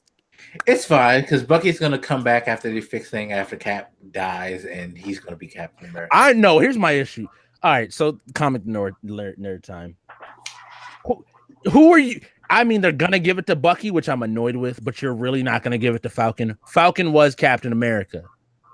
Yeah. Like, you're really not gonna give it to. Or they could put it. They could make that movie like them squaring off against who fucking deserve it. Because it's like, yo, I've been here. I did the work. You just showed up as a fucking like dumbass. Don't know who the fuck you are, villain, and now you get the fucking mantle. Fuck you. That's what it should be. It should be them squaring off against that, and Sam fucking beats the shit out of Bucky and like lay down. See, I don't know about that. I don't know about that. Now that Bucky got an arm. Like, fuck your arm. Fuck you. Fuck everything. I'm Captain America. God damn it. So, you mentioned the Jane Foster love not being popular. When I was thinking about the possibility of somebody else wearing the Captain America mantle, I was like, I just don't see the races sitting well. Nope. Because even in the comics, and I was talking to Megas about this earlier, like, it was interesting watching the Captain America run either last year or 2016, because you had Captain America, Steve Rogers, who was with Hydra or whatever. So you had like the more liberal people like fuck Nazi Cap, and then on the other side, you had a Captain America Sam Wilson, and that dealt with like, police brutality and shit following all the. Oh, see, nah, they would. They ain't gonna be happy with that either way. Don't. Right. So I was like, either he's with Hydra or he's nah. They believe in Black Lives Matter. That ain't gonna work. That's exactly what they was. I can see that right now. They're just appealing to the Black Lives Matter movement and being political. I'm like, or you could pick up a comic book. This is an actual thing. Like, but even in the comics, people didn't like it. I mean, yeah. I mean, people. The vocal minority, at least, couldn't fucking stand that. They're like just gave. I mean, look. You know how Marvel destroys the MCU? Just all the stuff that messed up in the comics, like Riri Williams takes over Stark Industry. Like, just let them have it in everybody. Yo, honestly, what I would like to see was that all the originals, I guess, except for the Hulk, just all die. Cap. Now let Hulk die too. We can get what's his name? Cho. Not Nicodemus. Amadeus Cho. We get an Asian Hulk. We got it. We got this. That's fine. Kill the original Avengers and have all the like fucking minorities come in and take over that shit. I was lucky, lovely. It's like, yo, there's a woman Thor. Wait, there's a black fucking Captain America. No, what? There's a Chinese fucking Hulk. No, like. Just have people lose their fucking shit. Like, I will say, I don't personally feel woman as Iron Maiden. Like, she doesn't even call herself Iron Maiden. She said Iron fucking no. Iron Heart. I'm sorry, Iron Heart. That's it, Iron Maiden. Why did I say Iron Maiden? I'm drunk. It's fine. Anyway, but yeah, like you have Iron. By the way, Iron Heart is the better name anyway. Right? Like when they first introduced that character, I'm like, what are they gonna name her? Please don't call her like Iron Lass or some shit. And then I remember like I don't think even her comic they had a name at first until she just came up with that one day. I'm like, bro. Yeah, no, it didn't begin from what I read. It was just like Riri. Nice. That is even. It's weird that's better. I like it better than Iron Man. I shouldn't like it better. Oh no. It's better than Spidey. I tell you, they're not doing that. They can't do that. If they do the Spidey thing, look, they gave us Tom Holland, and they're giving us animated Miles Morales. Spider-Verse is going to be dope at the end of the year. Spider-Verse. Are they doing a Spider-Verse movie? Oh yeah, it's an animated movie. They already said that. I thought you meant it's like part of the MCU. Oh no, no, because remember I was like joking with you. I wasn't joking. I was being truthful when I said the Spider-Ham thing because there was talk about maybe they'll put Spider-Ham in that shit. Oh. Hey, bet money. The way the second part of this movie ends. Actually, this is how they introduced the multiverse. Everybody that disappeared is in their own multiverse, and that's where the new Marvel Cinematic Universe picks up. They don't even worry about actually ending the first one. Like, so they did introduce the concept of the multiverse in Doctor Strange. Mm-hmm. Yeah. But I'm not gonna lie. I was waiting for in Infinity War for Doctor Strange to be like, look, let's just let Dormammu out. Fuck it. Like, what's the worst that can happen? Like, I would have loved to see that. Like, Thanos was just like, y'all is just stupid. Like, I'm bad, but you would pick that? By the way, I thought the way that Doctor Strange dealt with Dormammu was the best way I've ever seen somebody. Dormammu, I've come to make a deal. He was just like, yo, we could do this all day. I'm good. That's what I love, Doctor. I love. You're going to do what I want because I'll fucking fuck your shit up all day. Let's go. Man, the thing is, like, recently Marvel movies to me have stepped to like a completely new level of quality. Like, the first half was really good, but comparing the first like half of the cinematic universe to what's come in the second half, it's like night and day. Like everything. I appreciate the journey that they took because it's like they were figuring things along the way and they realized what works best. Again, like with the kill, like I agree with a lot of people who say Killmonger was the best villain until Thanos showed up because their villains weren't their strong suit, but as they went on, the villains got better. The stories with the heroes got better. The weight of things got better. It's like they figured things out. They did things solid enough to where they gave themselves a chance. They were committed to let's improve upon what we've built on. You know? Just Marvel, if you're done, can I get the Mandarin in movie form, please? Like, I just want the Mandarin and not the actor playing. Look, that's where like my comic book nerd rage came out. Was when they did that to the Mandarin's one of my favorite villains. So I hadn't read him in the comics, but when they did that in Iron Man, I was like, because before they revealed he was a joke, right? He was actually really compelling, like this cult leader style thing that they had going on. I was like, it's actually not bad.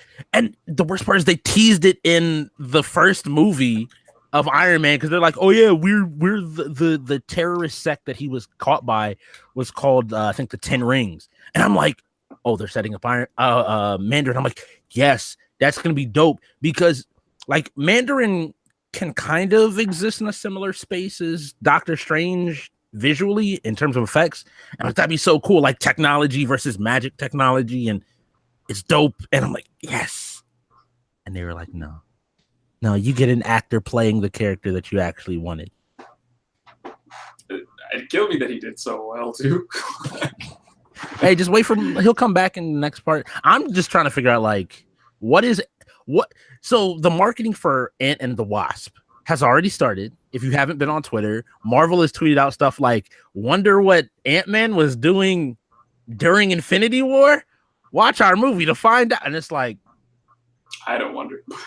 Like, am I really that concerned with what our friend Ant-Man was doing while the world was ending? I'm gonna see that fucking movie because the shit looks dope. I'm gonna see it, but it is a weird premise that I would give a shit what Ant-Man was doing. Like, I feel like they're gonna make it pay off though, because for some reason, again, I don't know, but Marvel makes it pay off in some way. They're gonna do that. I feel like I trust them. I really do trust them. Even when they don't do what I want them to do, I still trust them because it's like, you know what? You're at least committed to trying to do the right thing. Whereas, like with DC, I'm like, I just feel like you just don't know what the fuck you're doing. There's an Ant and a Spider-Man. Yo, the Wasp is cool as shit.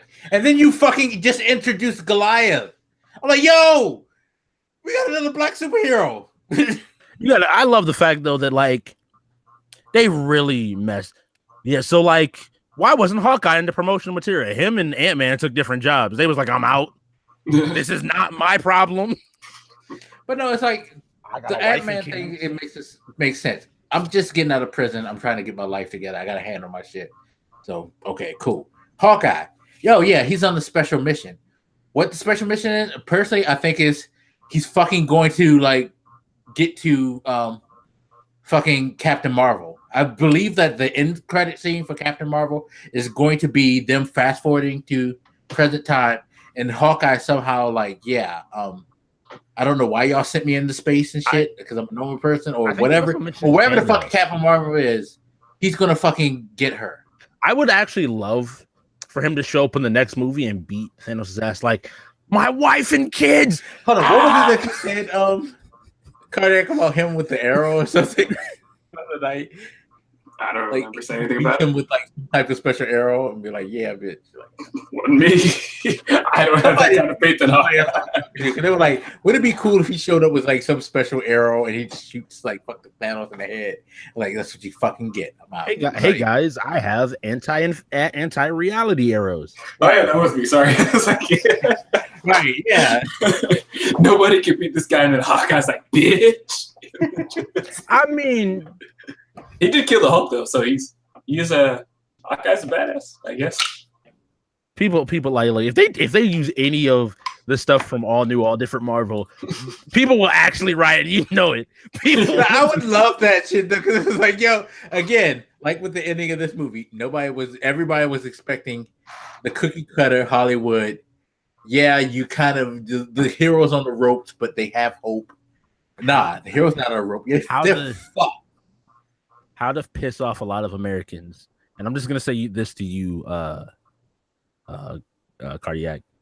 Captain America and Nevada. Just do that entire scene. And everybody like, Captain America would never do that. He would never. For context, there's a line of comics. I'm not going to give context to it at all. I'm just going to give the bare minimum. Captain America chooses to drop a nuke on Las Vegas, and I'm not going to give you any other context. Oh shit! And it would piss everybody off. Why would I think he probably knows because I've been talking about the Secret Empire story a lot. Yeah, you were telling me basically how he was a fucking asshole. Oh my god! I feel like I'm like the only one who thinks there's a hand like people that are like Secret Empire. That's a completely different conversation. Secret Empire is so good. People just are like, it's not what I want, and it's not like. I mean, the best thing is it doesn't do what's expected. Now, how they handle the whole ending, Punisher, like there's. Okay, I have to start, and this is why I want to start reading comic books again and start catching up. Like I'm reading that Black Panther thing where he finds his mom. I've been ranting to Black on several occasions because of the reception that the Captain America Steve Rogers run into Secret Empire got. You know, they made Captain America Nazi thing. I'm like, bruh, you guys are not appreciating one of the best fucking stories ever. This shit is amazing. You have no appreciation. Because ultimately, they didn't just make him a cut and dry villain. Like, he was still I'm doing this for a reason. And if you can just separate your personal opinion on morality, you kind of get where he's coming from. It still doesn't make him likable. I'm glad you said that because it's something that I've said to Cardiac about how Marvel has gone. Even because, I'm sadly much older than you guys. God damn, I'm old, man. You see the gray hair. Shit. Hate it. I need to cut this off. I'm not tell my age. Anyway, but like I was saying, back when I used to read comics as a young person, especially in the 80s, Marvel wasn't that popular. Like you had the X-Men, you had Fantastic Four, you had Spider-Man. Beyond that, really, nobody cared. Again, that's why I like the reaction to Guardians of the Galaxy makes sense to me because who the fuck knew about the Guardians of the Galaxy or cared about the Guardians? Same thing with Doctor Strange. Doctor Strange had no weight back in the day. Same thing with Captain Marvel. Like in fact, I just had this conversation with Karnak. I'm like, I am still amazed that now we are looking at Captain Marvel as a potential savior of the universe when she was just a footnote in Rogue's history. People hated her when when she got the original Captain. But no, it's like when I was growing up, all I knew of Captain Marvel was, Rogue took her powers. That's it. That's fucking that it. Sounds great. She was an inconsequential element of the Marvel universe. And basically, when you said Captain Marvel to me in my quote unquote era, I was like, that's the person who Marvel stole the name of from Shazam, because Shazam is Captain Marvel. No, he's not. He is Captain Marvel. But again, growing up for me, we all knew Captain Marvel actually is Shazam. At least that's how we framed it. I'm not gonna lie, I still fuck up sometimes when I say that. When I look at Shazam, I still say Captain Marvel sometimes. Because that was what they called him. They had a whole cartoon about Captain Marvel and Shazam. And I don't like when they act like, the fact that he was called that never happened. Oh, yeah, that's Shazam. I'm like, what? Come on, guys.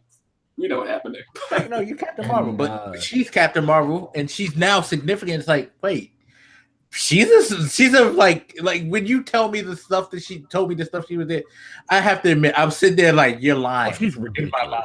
She's ridiculous. Yeah, I'm like, I really felt like Cardiac was lying. Secret Wars too. There's so many things.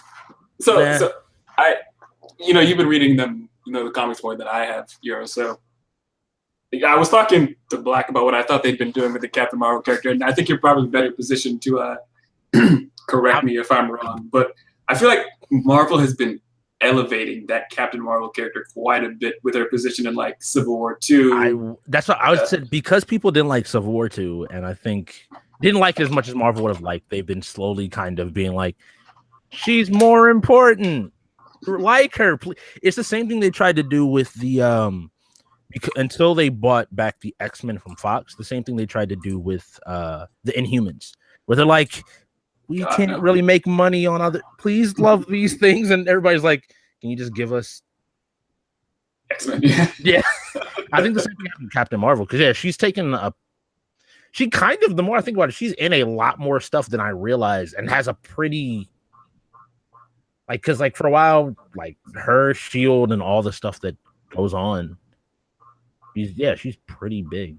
It's been, and I don't even pay attention to Captain Marvel, to be honest, like that. She's just Secret Wars 2. Let's not talk about that. You just think about the image of Civil War 2. Because if you look at, the iconic image of Civil War 1 where it's, Cap and Iron Man face to face, she's essentially standing where Captain America used to be. And I think that's a major statement. And you look at the image of her and her artwork and stuff, it's always like powerful. You know what I mean? She has this strong presence. She's taken on this leadership role.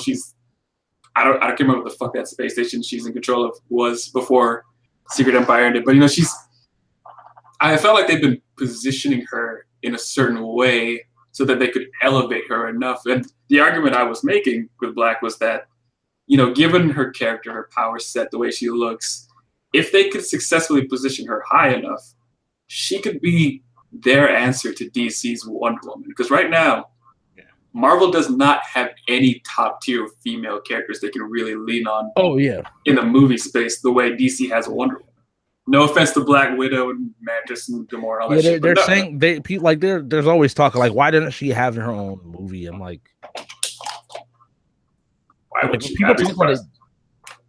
Like I would ask anybody that says like, tell me like who the big, like everybody knows the big three of DC, but what are the big three of the Trinity? Of Marvel? Like you're like, well, Captain America, Iron Man, and people would say Hulk. People would say a lot of people, but like you said, a female name doesn't pop up first to be like, oh yeah, this is the this person of the group, and it's like, unlike with DC, it's Wonder Woman, Batman, and Superman. That's why I'm just saying we get Riri Williams, we got boom, like you hit it, minority on two accounts, appeal to the politically correct group, and let the internet have their field day. I feel like they need to establish it more in the comics. I don't think it's time yet. I just want the chaos. Black will tell you, I enjoy watching the internet. Yeah, I would love to see that too. Because again, if you kill Tony or like, don't kill Tony. I don't need Tony to die. I need him to live. And then the next movie, he's like, "Yo, I'm tired, but I know someone who can take the mantle." And like Riri just steps up, was like, "Yo, I've been training." Like how he's kind of like being the, mentor for Spider-Man. Fucking have a movie where he mentors Riri, and then she. I mean, to be completely, not being even. I kind of feel like you could go that route with Shuri, like kind of have him show up and Shuri like one up him on every level at a certain point. Oh, she's already one up him. I mean, clearly in the movie. Well, I mean, like, Shuri they haven't established herself. I feel as like the smartest person in the MCU. They haven't formally met though, like in the sense of being able to like. She's the smartest. Him seeing somebody that like the idea when Bruce Banner and her talked, like Bruce had to just be like, "We didn't think of it." Like, yo, the line that she said, like, "It's okay, you did your best." Like, yeah, you thought you were smart. Let me teach you something, sir. That bugged me. So it's like the second she said that, I'm like, did we just establish her as the smartest in the MCU? I love what just happened. It's like, because I was talking to Black. I was like, when you talk about like the smartest characters in Marvel, you're thinking like Reed Richards, maybe Iron Man, so that's Doctor Doom, fucking, whoever. Like T'Challa's up there, but nobody talks about T'Challa being like up. Like it's always the T'Challa's never brought up his like, yeah. I just don't recall hearing like Shuri's name in the top 5 there. Well, not usually. I'm not bothered by the fact that she's established. I would legit appreciate it. Out of nowhere. I'd appreciate it. I think it'd definitely be a great conversation to have. Like to let her be the person that's kind of like at this point. I mean, she's the person that can kind of fix problems that even other people are stumped by. Like the fact they brought Vision in there and she's like, "Oh yeah, I can do this, but it'll take me time." How much time? Just give me as much as you can. And after all of that, she's like working. And you just see her like reach under her desk and pull up and just start shooting at Corvus Glaive the moment he walks in. And it's just like. Yeah, honestly, I was like surprised. I was like, oh shit, she knew to keep her gauntlets. Yo, I'm just saying, she went up against Killmonger, didn't even like care. She was like, all right, I'm gonna have to fight. Let me go. Yeah.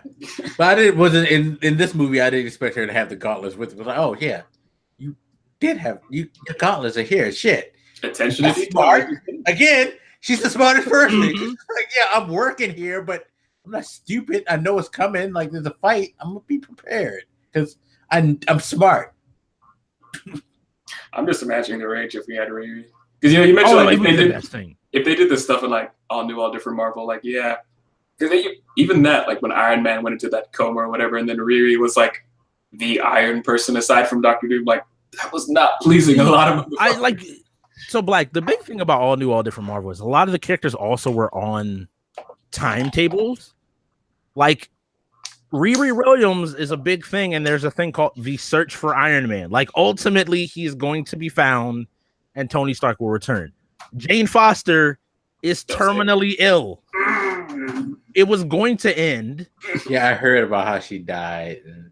And like to me, it's like you're getting so mad when Marvel's like, "Hey, yeah, like we're gonna bring back the people because we know that you are not." I kind of hate that too, because I understand. Seriously, Cardiac, I understand your ire because it's like y'all just don't like no types of change or no types. No, they really don't. Like they didn't like Miles until like what, a year after. And this is why I know why people are upset, and I still think they're stupid because it's like, yo, even though this isn't a change with all the people dying in the movie, I'm gonna need y'all to calm the fuck down because it's like you can't have Tony be Iron Man forever. People get old.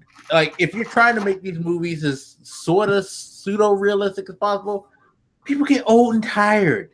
People move on with their lives. I guess it's easy not to notice in the comics. Well, for some people, like for example, I don't read the Peter Parker Spider-Man run.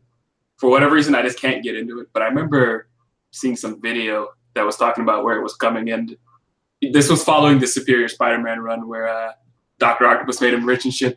And he went back to being like this poor New York kid. And they were like, yeah, a return to familiarity. And it's like, bruh, this nigga's been a poor kid for like 50 years. But it's serious. When people like even the majority of his stuff is like when he's old, it's just like when it comes to like people really just don't like change. It's like, hey, this character I am so familiar with. Cool. You have 40 years of comics. Maybe let your grandkid or kid have that same experience. Let them grow up with the character. Yes. We're talking about that, right, Meg? It's like when I was saying I wanted Miles Morales in the MCU. And I always get, guff for that. I'm like, when people think of Spider-Man, they think Peter Parker. And I'm like, but that doesn't need to be the case. Because when I grew up, when I thought of Flash, I thought of Wally West, not Barry Allen. Yeah, that's just because when I grew up, Wally West was Flash. Like, I didn't know who this blonde motherfucker was that everybody was referencing. So and you could let this generation grow up with Miles as Spider-Man. That's why I don't want them to change that name. Like, it's fine. I think that going to the movie and everything, what I like is that a lot of different properties are trying to do that. Star Wars is trying to be new for a new generation. Yeah. You have, hopefully, this movie and, like, Phase 4 going forward kind of creates a different space for Marvel than just, hey, we're going to kind of rehash what we did the last 10, 12 years. Hopefully they can be like, hey, we'll bring in some more. I gotta look up to see who has films already confirmed. Because I know like there's Guardians of the Galaxy 3, Spider-Man Homecoming 2 are already. Yeah. And like I'm wondering like if Marvel takes risks like Guardians of the Galaxy, Doctor Strange, Ant-Man, and they pay off, I hope that they're willing to give us a Miss Marvel movie. And the more recent Miss Marvel, who has Kamala. Yeah. I was like, are you calling Captain Miss? No.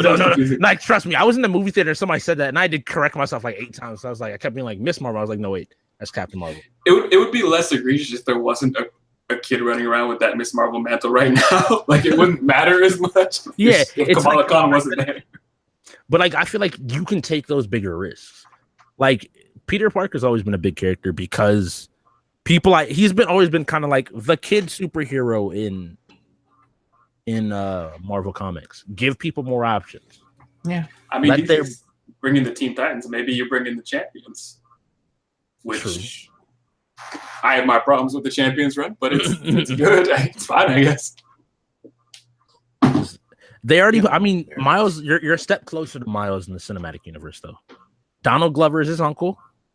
So that just means we need to get his movie first, and it'll end with Miles getting powers. it would help if Holland wasn't such a successful Spider-Man. I still give him. He's my favorite of the three. Like they got a kid that actually understands how to, even down to him not playing the character. Literally, they tape his mouth shut because he will spoil the movie if you put him in an interview setting and ask him a question. I'll be like, oh yeah, this thing. Oh yeah, she's Mary Jane. I mean, MJ. I mean, who? And it's just so good because it's like just being a kid helps him to not be, you don't have Andrew Garfield who looks like a 30-year-old trying to play a high schooler and seriously is like, man, I'm such a nerd and nobody thinks I'm attractive and liked at all. And I'm like, true, but okay. And then you have Tobey Maguire who's on the opposite of the spectrum where it's like I kind of get the Peter Parker part, right? But the Spider-Man, this hit or miss. And we don't talk about Spider-Man 3. We just don't refer to that movie at all. Oh, yeah, Venom's coming out this year. I forgot that's another. Oh, my. It's funny. I got into a fight today about that movie. Wow, Venom is. What was the fight about? How Carnage would have been? Because I was like, yo, this movie looks like it's going to be shit. And he was like, no, Venom is the greatest thing in the world. Like, Venom's not that interesting. He's post when he becomes an anti-hero, he's far more interesting. Yeah, I'm not interested at all. Yeah. Oh, the movie does not look like. Yeah, and that was my argument. It's like the movie just don't look like it's interesting at all. It might be amazing for all I fucking know, but there's nothing about it that interests me at the moment based on that trailer. Yeah. But we have this gauntlet, that exists. I feel like by introducing this gauntlet and having that reality stone and doing all this shit, I talked about how Marvel was progressively introducing you to like comic concepts. I feel like this is the proper step toward the idea of reality manipulation, which is a big thing in comics, along with time travel and stuff. Because one of the things that makes reading comics such a clusterfuck is the idea of multiple realities and realities changing on the spot and time travel and stuff. I wonder if they can make that make sense in the MCU, because there's been times where like I think I stopped reading the X-Men run last year or something because they were abusing the fuck out of time travel. But it's Marvel. Both comic companies have this thing of like Marvel's biggest issue is that Marvel refuses to do reboots ever. And so they just try to alter things and use multiple realities to get around being like, hey, this is a problem. I think they could get away with it. Now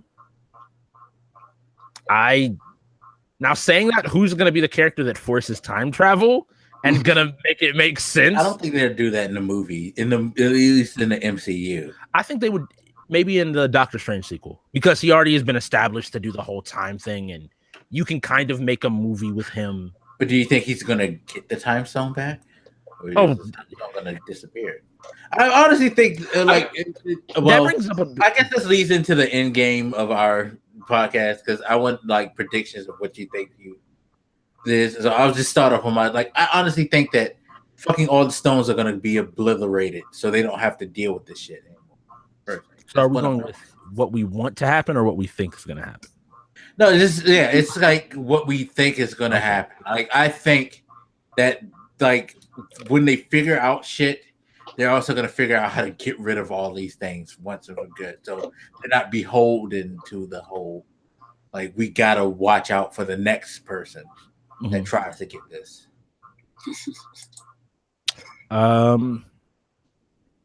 If I had to guess, I think the next part is going to be where meaningful character deaths happen, where they're gonna get the gauntlet. They're gonna somehow beat Thanos, get the gauntlet, but it's going to cost us Iron Man, Captain America. It's going to be the point where they're gonna like, people are gonna recognize that it's different. And I don't think they're gonna destroy the stones. I think they'll be left in such a way to like, ultimately they're gonna have to go find it to use it in a good way, like when a bigger threat shows up, which yes, there are bigger threats. Squirrel Girl. Okay. Fucking spoiler. I think by the time, these movies take years to come out. I think in the comics, Squirrel Girl will be like the next Thanos. You know, when she makes that heel turn, you know what I'm saying? That would be amazing, actually. You know, I can't know. I don't know if I can handle the day when I was just like, yo, the squirrel is beating everybody. What? Have you ever seen like a No, I squirrels? haven't. That's They why are it's like vicious hard for creatures. me to fathom They what are you two are talking vicious about, because creatures. all I see is just like Alvin and the Chipmunks or some type of shit. Like, I refuse to fear a goddamn rodent. Okay. Man, Motherfucking run up on a squirrel and see what happens. Oh, I have. I've actually almost been bitten by a squirrel. No, now imagine like an army of those little. It goes down to the insect thing, right? If insects were smart enough, they could take over the world because of how many there are and how, like, just pure numbers. There's enough squirrels to kill all humanity. Easily done. The prediction thing, though, you know, what Euro was saying about Marvel's penchant for just finding ways to tweak things instead of just doing a reboot might be predictable, but I do wonder if, because of the timing of this Fox deal and the reality warping nature of the Gauntlet, if that is an excuse to bring in some motherfuckers that wouldn't make sense otherwise. It is weird to say they were going to bring in the X-Men, but they just haven't been referenced ever in this universe outside of, I guess, Scarlet Witch and Quicksilver, yeah. I was thinking of like every other Flash name, like Impulse. No. You know, we got them. I guess you could say the Fantastic Four out in space or something. There's just certain shit that doesn't really make sense that it's never been referenced. And one is the idea of mutants being part of the human population. It's a pretty big thing to not have referenced by now. Could be an excuse to bring that in. I don't know. Yeah, I do think that you're going to see a reference to somebody. I think I said this to you. I don't think the X-Men are going to be referenced, but I feel like Fantastic Four are going to be the first people to be referenced in the second part.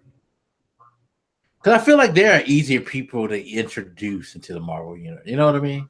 I think, yeah. But I think you could do, like, you don't have to show the X-Men. You just have to show the Xavier Institute.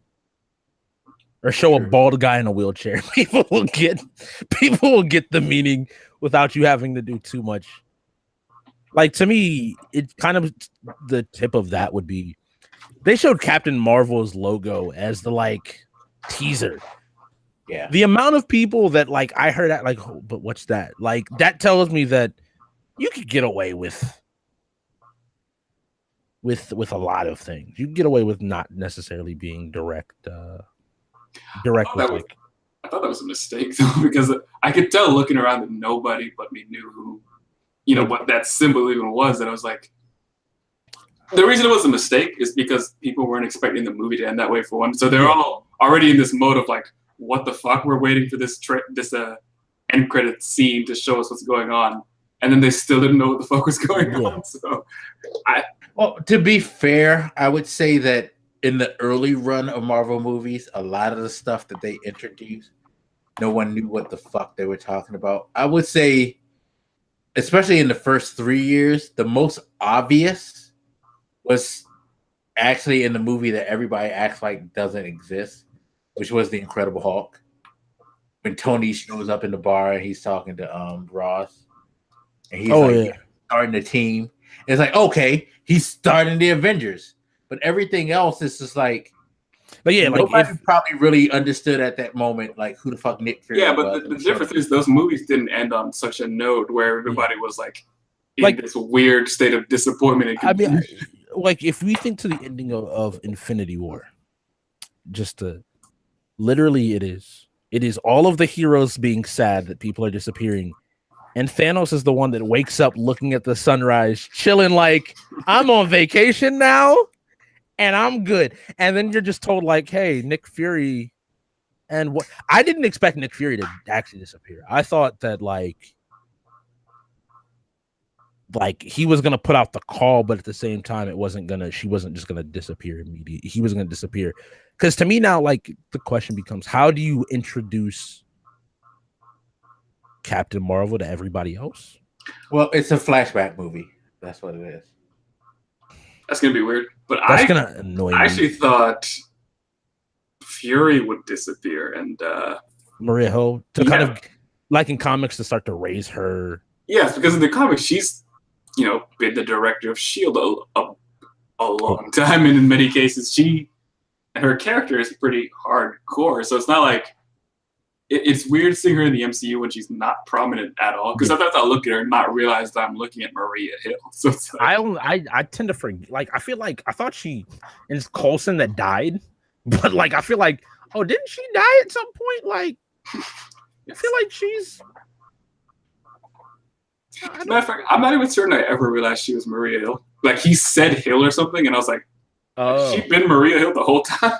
Like I didn't even notice. I'll be 100. I think I only realized once when I read the credits to the movie, and I knew her from How I Met Your Mother, and I was like, oh wait, what?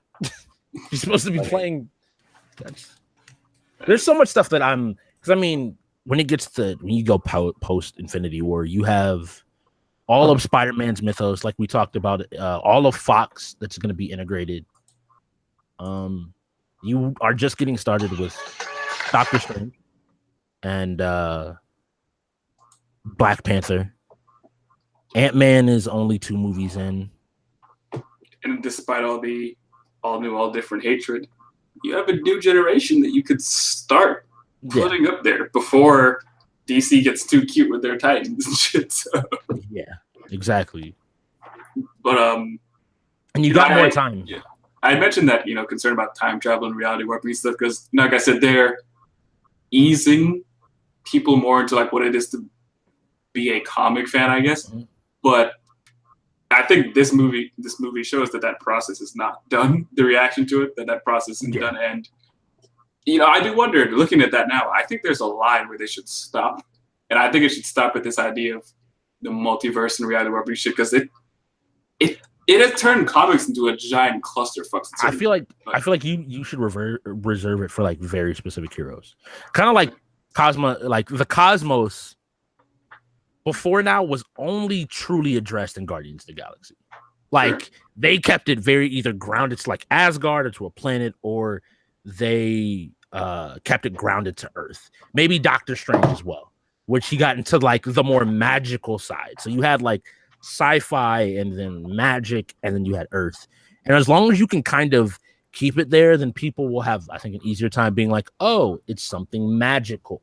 Oh, they're flying around the edge of the universe, so some Star Wars stuff might happen.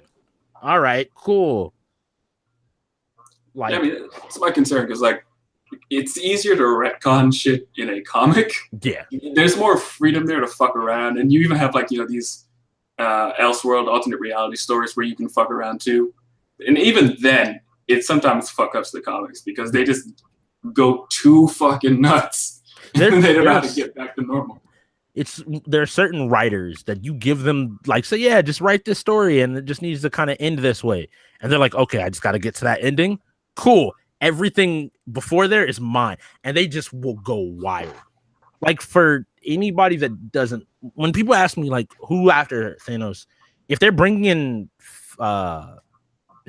in Fantastic Four, Doom, and all the stuff that surrounded Doom, and what's it? It's God Emperor. I'm thinking, yeah, I think that's what the title.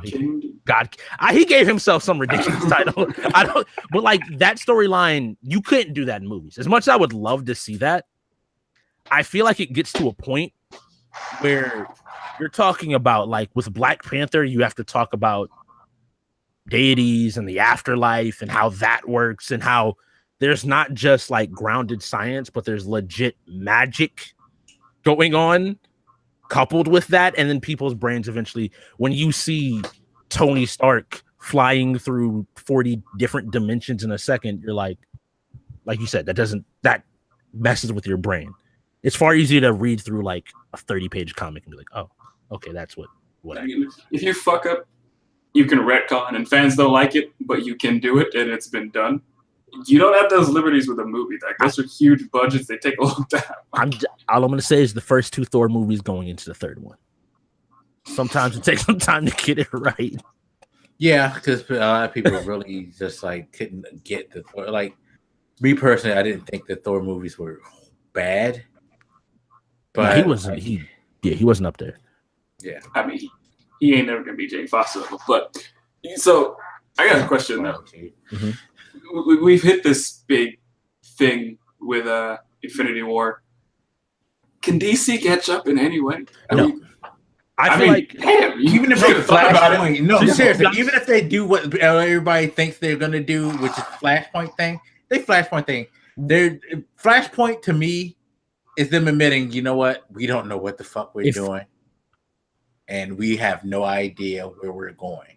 I'm gonna retract what I said with no. I think it's possible, but they have to not try to compete with Marvel.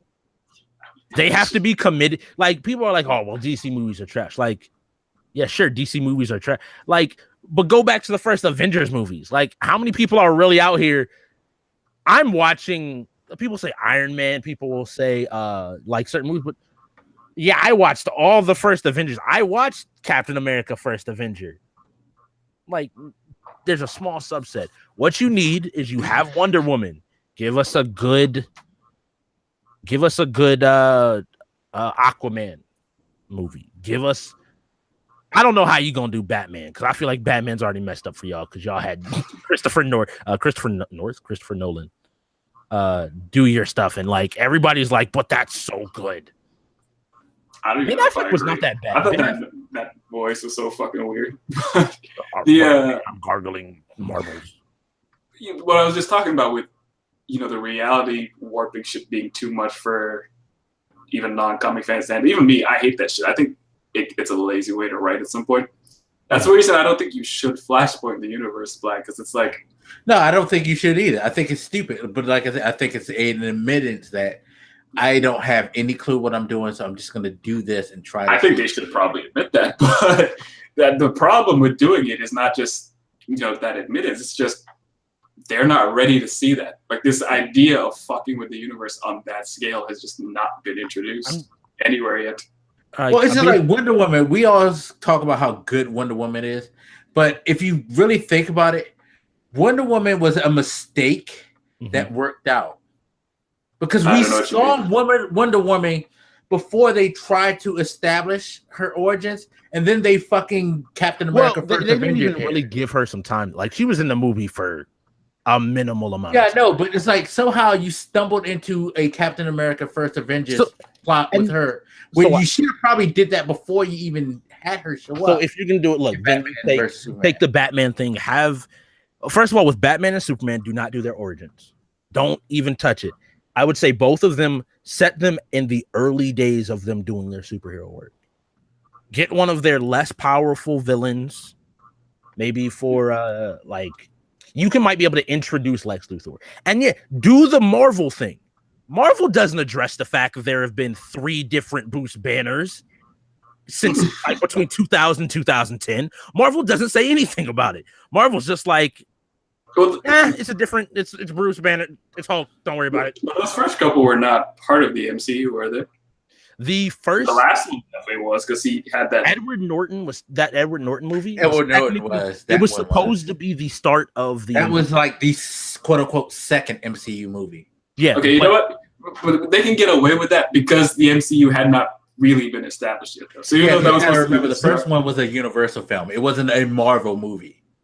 But that's why I'm saying as well, it's very easy, because honestly, you let the people do the work for you.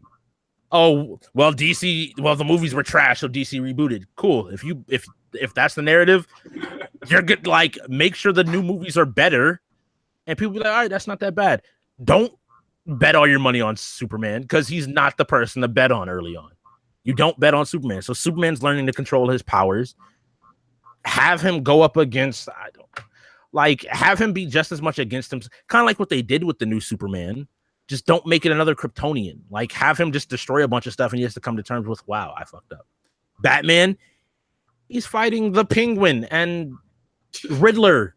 Like, you can make it.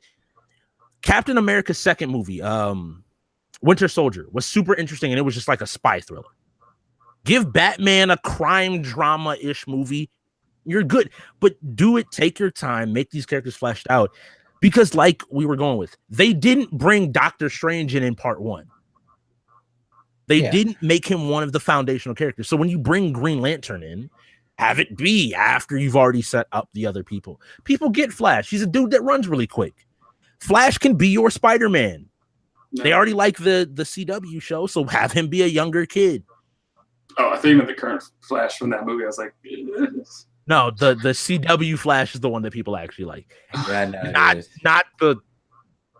I saw a great post where somebody was like, it was talking about they typed, like it was a post that had a picture of Infinity War, and they were like, so the movie is horribly paced, the characters are bland, blah blah blah, and it went into this entire thing, and they're like, yeah, I really didn't like Justice League, but Infinity War was great, and it's like, and I just make the point, like, just take your time. What they tried to do was in 5 years tried to do what Marvel took a lot. No, that's why I say like Wonder Woman is a mistake that they got lucky on, because again, they put her out there and then all of a sudden they like, okay, well, why is she here? Oh, let me tell you now why she's here.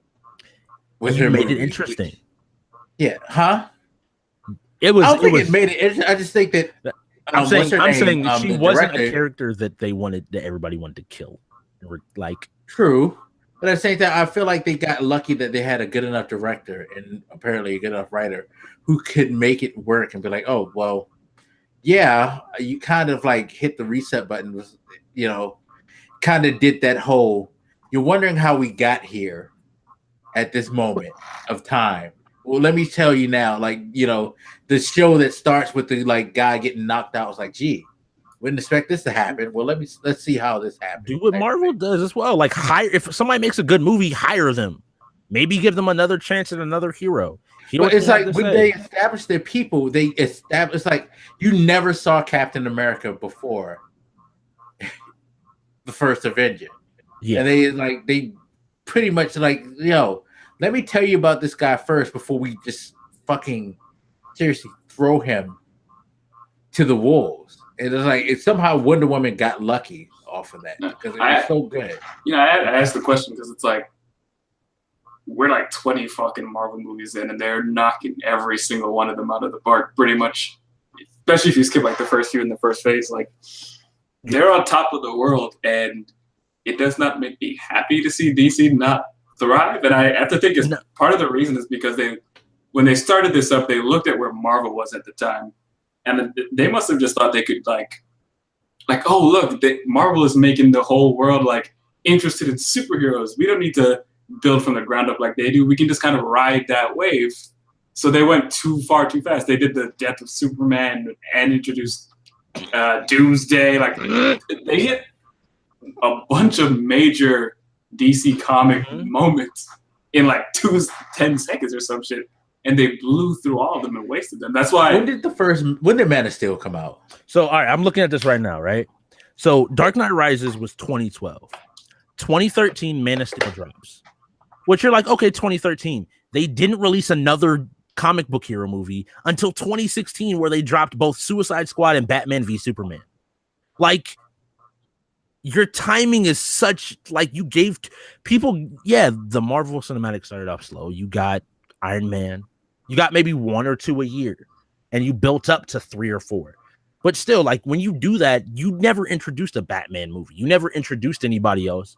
You went Man of Steel and said, hey, if we do Batman v Superman and throw in the part of Death of Superman and threw in the part of introducing the Justice League and threw in the part of, and Apocalypse and Darkseid coming. No. That's not how it's weird because it's like where I work, it's this customer that does this. And I feel like this is what DC does. Every time this customer calls, he says the same exact thing. And he says his name. He's like, yeah, I'm such and such. You know me. I've been here all the time. I've known y'all guys for years. Because I've been a customer for years. I feel like that's what they did. It's like they did Man of Steel, then all of a sudden Batman versus Superman. Hey, I'm Bruce Wayne. You know me. I've been here all the time. You don't have any really back. Sure, I've been here all the time because I exist in the comic book. You know me. You don't need to know anything else except for I'm Batman. I'm here.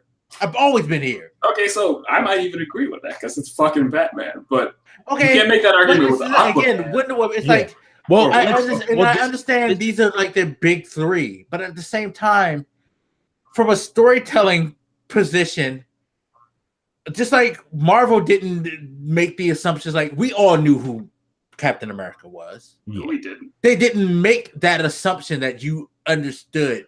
And knew. I'm gonna need you to take that back. It's not true that the average non-comic fan knew about any Marvel character. I feel like I disagree because there are certain people like the Hulk, like Captain America. See, but that's the thing. Like, I think you can boil them down to very generic. You can boil them down to like a lot easier concepts to digest. Like Hulk is the dude that gets mad and punches and beats stuff up. Captain America is freedom and America. Yeah. But I just feel like they didn't take the assumption that, you understand because you knew there was a Hulk TV show. You knew that Captain America had already been in other stuff before this. Like, he's an iconic thing. You're like, no, we're going to play this like we need to get you to understand why this person is meaningful. That's not, but I'm saying like Ben Affleck wasn't the worst Batman. The issue was that he never got his own movie. Like he had cameos in Suicide Squad and Batman v Superman before Justice League. Yeah. Like give him a movie and I don't need an origin story. We don't need to know why. You can do that in a flashback. You just need a flashback when Bruce Wayne is training. Oh, he flashes back to where T'Challa will be the perfect example of how you don't need to do an origin story to establish somebody. Right. And that's to me where I'm just like, take your time. So right now in the future, 2018, they have Aquaman. All right, we'll see how that goes. Hopefully Jason Momoa can carry that film. Then in 2019, all that DC has is Shazam and Wonder Woman 2. Have Shazam? You know what? I'm shutting up there. My issue is like... Oh, yeah, Shazam with The Rock as Black Adam. And he's getting his own movie. I didn't know Shazam was going to be in that movie. No, it's going to be a Shazam movie first, and then they're doing a Black Adam movie. They're actually introducing the villain and then giving the villain his own movie. It's so fucking weird. It's this Rock guy, bro. Wait, by the way, who is playing Billy? I forget the name of the guy, but Asher Angel and Zachary Levi. I'm looking at the page right now. But this thing that made me think about, the DC versus Marvel situation here was when Black was talking about how Marvel made all the characters feel like special and gave them time, right? Marvel could do that because they didn't have to introduce us to every character because, again, they've spent years building this foundation for every character. So it's not like you have to introduce every character in this particular movie. We're already familiar with pretty much all of them from other movies. Whereas I'm looking at DC and I'm thinking, like, why can't they do this? And I realized, like, they didn't build any foundation. I mean, I think Gal Gadot is the first step. Like when the first Iron Man came out, nobody knew Downey was going to be that good at being Tony Stark. Like nobody could predict that this was the dude that would embody Tony Stark on camera and make it 100% believable. I feel like you just need to start finding actors that can play the role and play the roles well enough. And kind of going to what we were saying before, leave the Doomsdays, leave Darkseid and Apocalypse. You could have Darkseid be for Justice League, but have the Justice League movie 5 years, 10 years down the road and put serious effort into it. Or speaking specifically to you, Cardiac, they're kind of dominating the space, not in the general sense, in the comic book opinion space. DC Rebirth has been dominating for like the last year and a half. Shit is going. And they might just say, hey, we'll go all in on comics and hope that people that fall in love with Marvel's movies find a comic and be like, hey, that's Superman. Hey, that's Batman. I know them. I'll buy this comic for $5. And that's where we'll make our revenue. Or just let them be bought out by Disney and then we'll get both films. I mean, but I don't feel like they have to do that. Like, I thought that Marvel was settling into this similar thing with their movie, like the similar amount of comedy and all this shit. And DC just had, even visually, just a completely different vibe. And it was something that could have worked for them if they really had taken the time to establish stuff. And even their characters are pretty weak. I was talking to Black. I'm like, the only characters they've really nailed are Wonder Woman and like Harley Quinn. I don't understand this weird nerdy Jew Flash thing they did. And when I look at him, I'm like, I don't even know which Flash he's supposed to be. I can't remember. But this frat boy Aquaman, it's not terrible, but it's. I'm still wondering, like, how do you convince the general public to care about an Iron Man or an Aquaman storyline? That is not an easy storyline to really sell to the average. It's hard enough to sell to comic book readers, let alone to the average moviegoer. Like, yeah, he lives in. I think it's going to be a pretty Atlantis. And who do you have for the villain? Black Manta? Because that's going to work. Don't make it about the environment. Oh, look at them polluting the seas. I need to stop them. Like, I'm looking at, apparently they've announced a Cyborg and a Green Lantern core movie, which you don't, but in 2020, you don't bring those two heroes. Cyborg has always been cool, but he's not a big enough name to sell. Cool. He doesn't sell. He can't sell his own movie. Nope. I feel like that's a mistake. I'm just looking at it now, like, the big issue is I feel like you have like, I'm trying to figure out who is going to be the next name they can bring in. They're really hurt, honestly, about the Dark Knight movie because nobody apparently can see, like, those movies were so amazing. Nobody wants to talk about another Batman.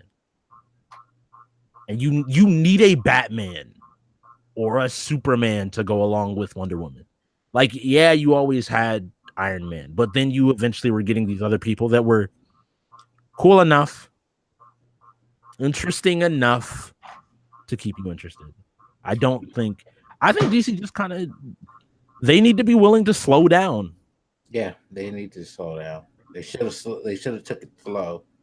I They were patient. They just wanted to be at where Marvel is without when they did that building. Trinity thing into Justice League. I'm like, bro, you guys are bold, Like, you have a Justice League of people who don't have any movies except for Superman. Which, I mean, because I'm trying to picture this. Imagine Iron Man, Hulk, and Captain America, and then they just drop Avengers. And I'm sitting up here trying to be like, was the movie itself that good that it could carry, like, it could be carried by those three movies? And I don't think you can do that. No matter how beautiful, Justice League is not beautiful. I just wanted to clarify that before I get crucified.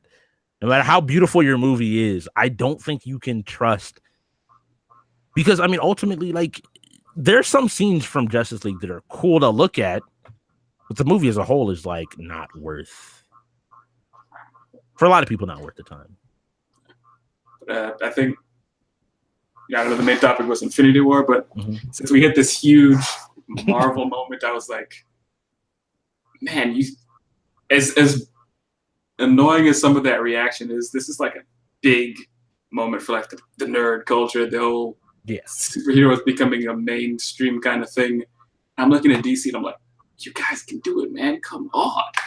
Look at, they made Ant-Man, bro. Ant-Man. The fact that Ant-Man, again, and that's the same thing with Doctor Strange. Like I told you, Doctor Strange wasn't that interesting back in the day. Now Doctor Strange is all that fucking, it's the rage. I mean, Ant-Man. Who the fuck? Ant-Man. He's the rage. They fucking Marvel. It goes back to what you said, Euro. They took their time. All right, I'm gonna give you the flip side of that. If you want to do it fast, this is what you do. Put it out there. If you are a director with good experience under your belt, come to us with an idea for a superhero movie, and we will. There's like a 80% chance we'll greenlight it. Let people just take risks and do things. Let somebody come out of their way and be like, hey, I want to make a Titans film. And it's going to be how the Titans come together. So you get Robin and you get Beast Boy and Raven and Starfire and Cyborg. Cool. Don't make it you have a Cyborg movie and then Cyborg makes the Teen Titans and Cyborg 2 because people are going to care about that. No, like, you have to take some risks if you want to accelerate the pace. But you could actually do it too, because like the Teen Titans cartoon that everybody loves so much, you never saw like the Justice League. Right. Like, they were so standalone, they didn't need to exist in the same space. And that would have brought them like a younger audience than the rest. So, and if you want to do a younger audience and crossover, watch, look, take that, right? All of a sudden, hire Ryan, what's his name that did Black Panther? Ryan Coogler? Ryan Coogler. Have him direct a Static Shock movie. Thank you, bro. Yo, People are sleeping on watch collectively speaking to somebody born in the 90s. We are a nostalgia generation. Give us something that gives us the feeling of when we were kids, and we will buy in 100%. And just have him make us a movie as good as Black Panther. It doesn't even have to be perfect, just solid movie, and we'll buy in. And then all of a sudden, you have the younger people, and you can keep then trying other stuff. Like, I'm looking on here, there have been rumors of Deathstroke movies. There have been rumors of Nightwing. Do not make a Nightwing movie. As much as Nightwing and Red Hood are my two favorite people from DC, give them their own movie. People ain't ready for that. They're not interesting enough to carry a movie like that. And I'm just looking like, if they're going to do risks, do risks. But I don't think they want to do that. They want to take the option to say, well, if we do Batman, Superman, Wonder Woman, do Justice League, give people... They want to take Justice League Unlimited, the cartoon, make it live action, and be like, y'all remember this from 2002, right? Love it. But it's not good. If they'd done that, it would have succeeded. Because I was watching that shit back earlier this year. I'm like, bro, that shit was so good. Anyway, I can see that black dude getting tired of I'm just like listening because I'm not as familiar with the stuff as you got. I know, like, that's the thing. So Justice League and Justice League Unlimited, the cartoons, they were... You ever just like look back at something, you're like, you know you liked it as a kid, but through adult eyes, it's just... You appreciate it on a different level. I mean, the Batman animated series, like their animation and all that stuff holds up today. And so, like, basically, I think our age group loves comics so much because we grew up in a time where the cartoons were really good, not just for kids, but like you said, for adults too. There and so going back, fucked up moments in some of those. You go back and you watch the Justice Leagues. You go back and you watch Static Shock. You go back and watch the X-Men cartoon. Go back and watch Batman, Spider-Man. That turned us into people till by the time we grew up, when it's like, oh yeah, we have money to spend. But the thing is, like, all DC needs to do is to just commit to it. Like, also, you cannot make a film that appeals to everybody. That is how you make a really bad film in like an early part. Like the first Iron Man was kind of general, but it also was kind of like, it had enough nerdiness to where nerds were kind of like, yeah, that's cool. That's cool. That's Iron Man. Yeah. You have to pay fan service. You have to pay homage. You have to get something to get at least the bare minimum people. Comic book fans will probably see a comic book movie 9 times out of 10 opening weekend, if they can. Like, I hope Marvel embraces that idea moving forward even more. Because again, I felt like a lot of their movies were starting to feel the same at some point. But when you read the comics, like, comics aren't like that. You have some comics that are more dark, some are more humorous. Right. There's more variety in the comics, and I guess part of that is helped by the fact that you have different like art styles, so it even looks different. So that's an unfair advantage. But when I look at the Marvel movies, I'm like, some of these are feeling too fucking similar, considering they don't have any of the same. That problem though was that they were trying to all converge to what we got now with Infinity War too. So that kind of, I hope then they divert. Yeah, I think if that they get they're getting the big payoff with Infinity War. That once they finish this, you're gonna get, because I think I said this to you, like I think you're gonna get at least 5 years of movies without one, whether they die or not. Yeah. The major Avengers. I think the Avengers arc is done for a good while. Especially now that they got these new characters that they can introduce from the Fox deal. And I think you're gonna end up getting more. I think they were just trying to get to this moment so they can do it. And I think part of it is kind of ego too, because like I told you before, this is we're at the point now where they made the thing that people said that couldn't be done with movies based on comic books, and it is that they can make a comic book movie that feels like it came out of the pages of a comic book and actually be successful. They've done this with Infinity War, and they'll probably finish it off with the second part. And after this, they can kind of like, okay, Marvel, now we can just grow. They did the hard part. They convinced people to buy into comic book movies. Yeah. So all you now have to go and do their thing. is don't make Batman versus Superman. Yeah. Or Justice League. You're fine. Fair enough. I guess they could do that because now that we've seen Infinity War and it ended on that, you know, when it was a little bit darker and ended on that sad note and all that stuff, I was like, this is what I want. Because not every movie needs to be all comedic. Like when I'm reading DC Rebirth, if I want something kind of dark, I might read a Batman. But, you know, there's Super Sons, which is kind of fun and vibrant and all that shit. Like, I'm sad about Super Sons. Sorry. Nah, facts. But, you know, my point is, like, if you want something dark, there's dark shit. If you want something more fun, I guess if you're looking at Marvel, there's, like, you know, She-Hulk. That's kind of a fun little thing to read. If you want something that kind of, like, has a big mythos, you have, like, the Thor stories or Black Panther. Those both have, like, expansive mythos that they were building.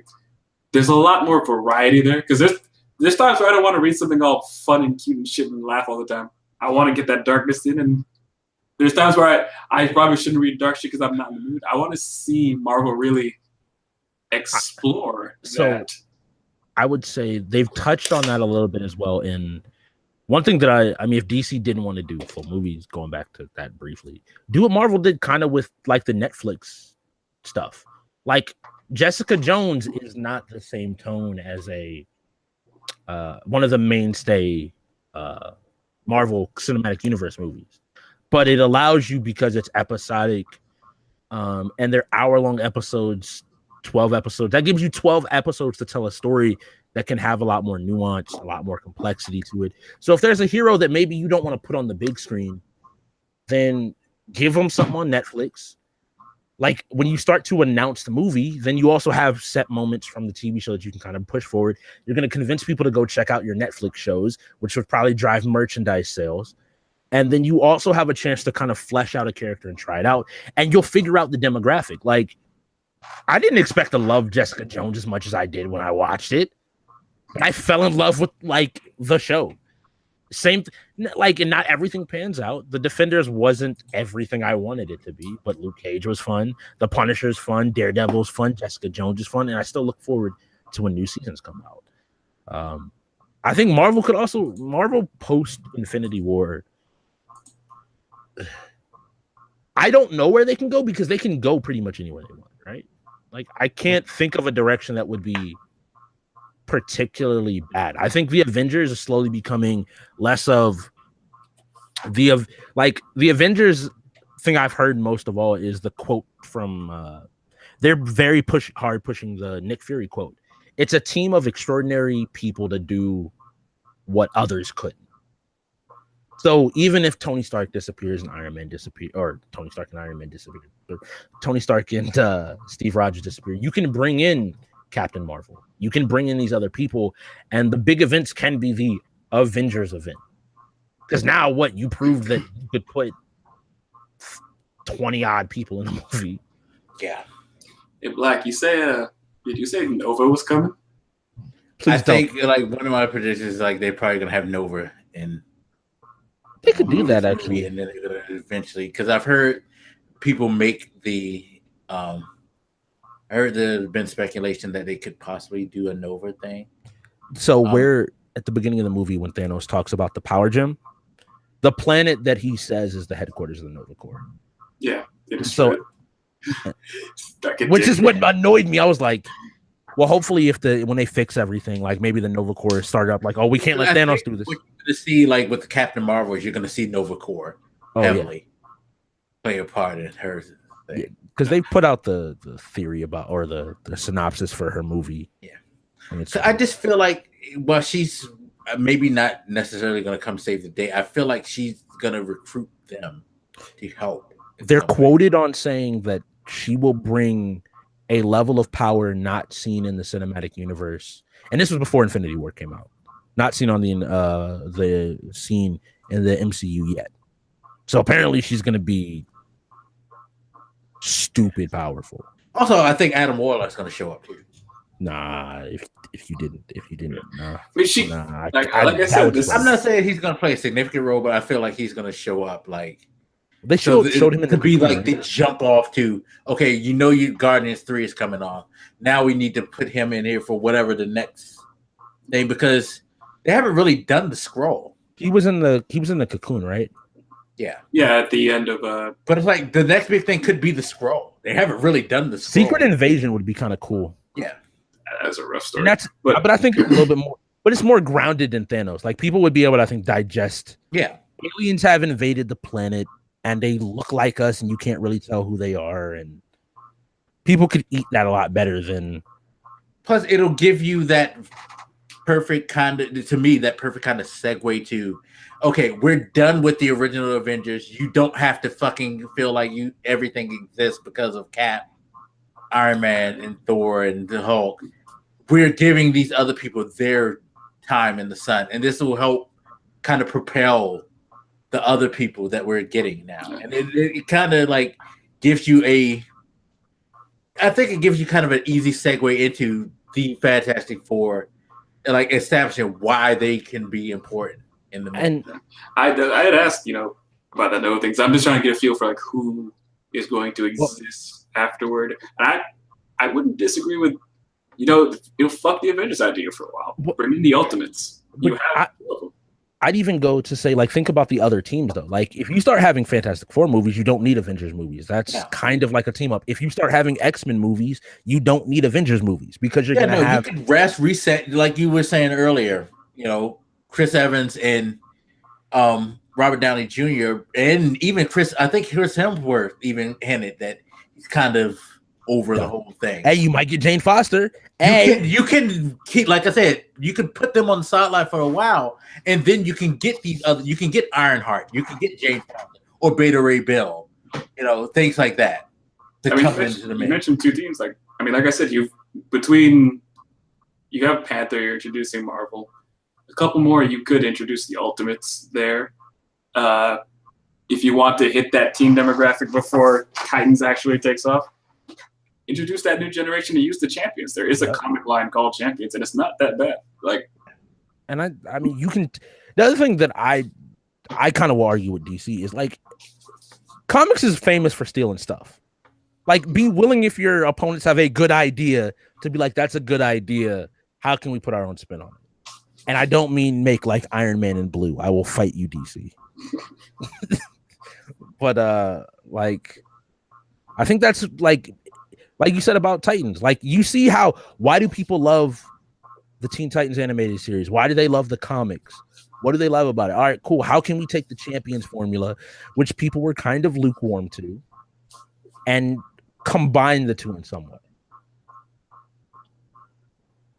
I think it could work. And it'd be, given the time, it could be a good excuse to introduce that new generation. I personally don't like Amadeus Cho-Ho, so fuck me, I guess. But the rest of them are fine. I actually think that might be kind of interesting, seeing like Hulk try to train a younger Hulk. Like, that would just be weird. I don't know. I never thought of, like, in movie form, seeing like two people whose powers are, we get angry and trying, like, one of them trying to be like, but you want to do it this way. You don't want to rip your teammate in half. That's not.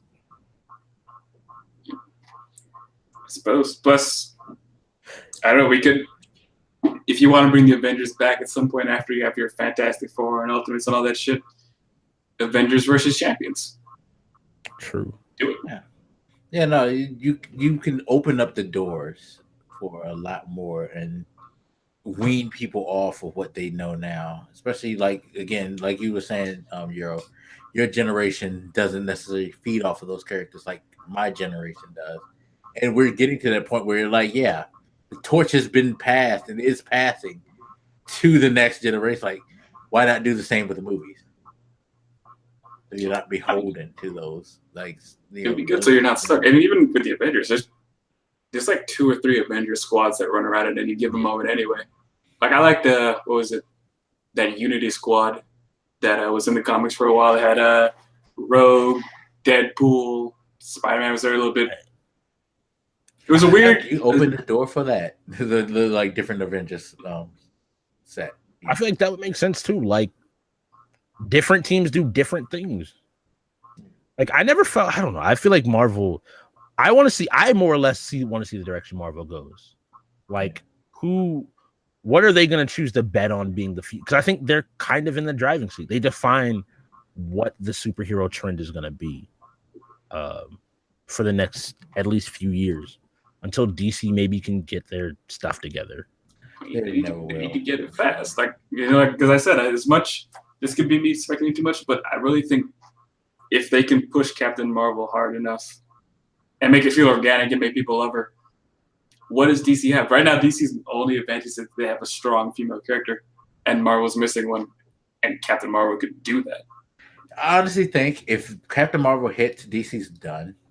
Two things. I guess DC has like the Teen Titans in the bag, but again, Marvel has been cultivating this new generation of heroes for a few years now, and they have them. They could pop them out at any second. You have Ironheart, Miles, Kamala Khan, fucking show. No, I honestly think that if Captain Marvel becomes hit, because like I think I tweeted this earlier today, it's like if they hit, not only will they take a character that they stole the name from DC and make him a hit, they actually have a female to rival their biggest character. Period. Not just their biggest female character. Right now, when it comes to the movie set, Wonder Woman is their shining darling. And if Captain Marvel could be a hit, that trumps that. And I think what DC does is like say, fuck it, we'll go back to the old way. We don't want a universe. We just do the individual movies and leave it at that because that's their best bet. But I mean, I think that's not that like. My issue is that like I feel like DC wants the cake, wants its cake, and wants to eat it too. Yeah, they don't just want to like put in the work. If you just want to do solo movies, feel free. If you can somehow produce the Dark Knight trilogy with every hero that you have, I won't care that it's not set in a concurrent universe. Yeah, I think that's their best bet at this point because again, I don't think Flashpoint will be a good thing to do. I don't get how you can do Flashpoint and not set up like part of the impact of Flashpoint is knowing what comes before it. Yeah, it's like everything changes from what you know, and it's like, well, we don't really, as far as the DC universe and movies concerned, we don't really have an established. I mean, in the comics, that's true. I feel like, you know, to Megas' point, it's more of a desperation thing because when I'm pretty sure it was Megas who first told me about that idea. And first I was like, but then I was like, you know what? And I was looking at all the characters they have. I'm like, yeah, you've only nailed about 2. And if you're going to Flashpoint it, you need to do it right fucking now and do something radical because you're not in a good place. That could be, I mean, I feel like if you get it to where it's like, it is a Flash movie. Don't make it some collage of chaos. Have it be a Flash movie with some sort of a villain where it's also Flash is figuring out what is going on. And then kind of getting Are you going to choose Thawne as the villain there? Eobard, the Thawne? I mean, who was the villain in Flashpoint, really? That's the hard part. I think Flash was the villain, I guess, because he fucked it up. Yeah, like, but I feel like that's how you can do another reset. I personally feel like you don't have to address it. Just do it. Because when you start addressing that you messed up constantly, people notice how many times you messed up. Yeah. Like if they're like, well, we had to reset after we made 5 movies. All right, cool. Let's try this again. What are we doing? We're reintroducing 5 new heroes in another movie. But I feel like you can't get away with not doing it now because you've already established that the universe is connected, and most of the characters you fed us have been the shittiest versions of them. Like I can't get past that Flash. There's no. I'm just saying, but there's the bad part is that they are losing actors as well. I don't remember if it's a rumor or not. Like after Suicide Squad or Batman v Superman, one of the more recent films that came out, there's a rumor going around that Ben Affleck doesn't want to play Batman anymore. It's since before Batman vs Superman came out, which is an issue. Which is an issue. Like, if you can't find an actor that act, because again, I will argue I like Ben Affleck more than Christian Bale. Yeah. One, you can understand him when he talked as Batman, but that's like, I don't know. I guess you need to like give people don't be like, hey, who do we need to direct this? Steven Spielberg. Or give somebody that maybe get Jordan Peele in there to do the Static Shock movie. It might be a comedy. It might be whatever, but get somebody different to direct different movies in such a way that the reason why I say, like, if you do a young Batman and Superman movie, you don't have to worry about power scaling where Superman has to fight a global threat, right? Superman only has to fight somebody messing up his city or somebody. Yeah, and you can set the groundwork just as easily for somebody like Brainiac, Lex Luthor, like people that like Lex Luthor can be the step between Brainiac and Toyman. Like Lex Luthor is kind of a threat to Metropolis, but he's also not. He's more of an anti-hero in a lot of ways.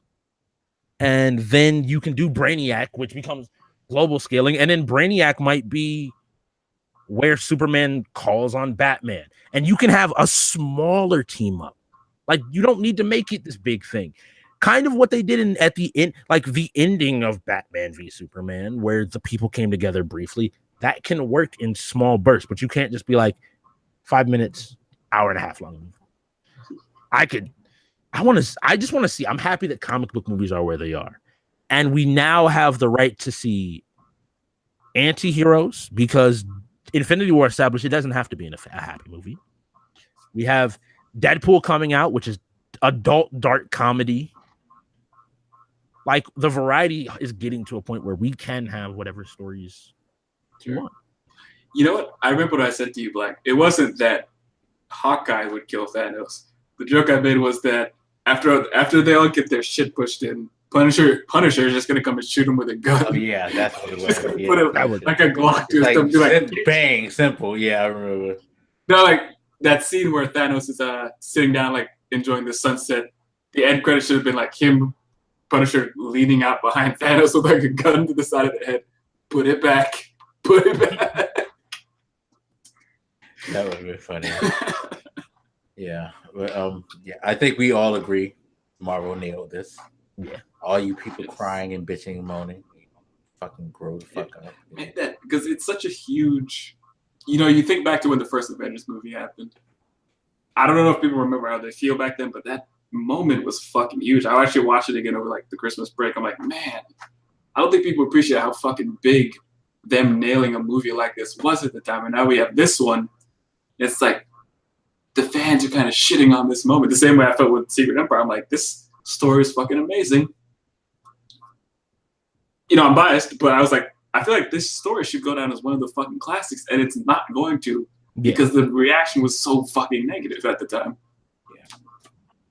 Yeah. I'm not saying that Infinity War got hurt as bad as like Secret Empire, but the point is like when you have such a negative reaction, it takes away from the impact of it. Yeah, people are more mad at the ending and not even paying attention to there's like another movie coming. Like the story's not done yet.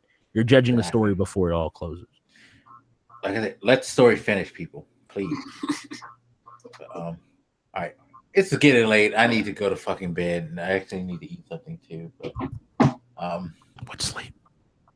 I know you should be streaming too, sir. By the way, check out YoruStrix stream on Twitch, twitch.tv. I'm breaking in a new CPU.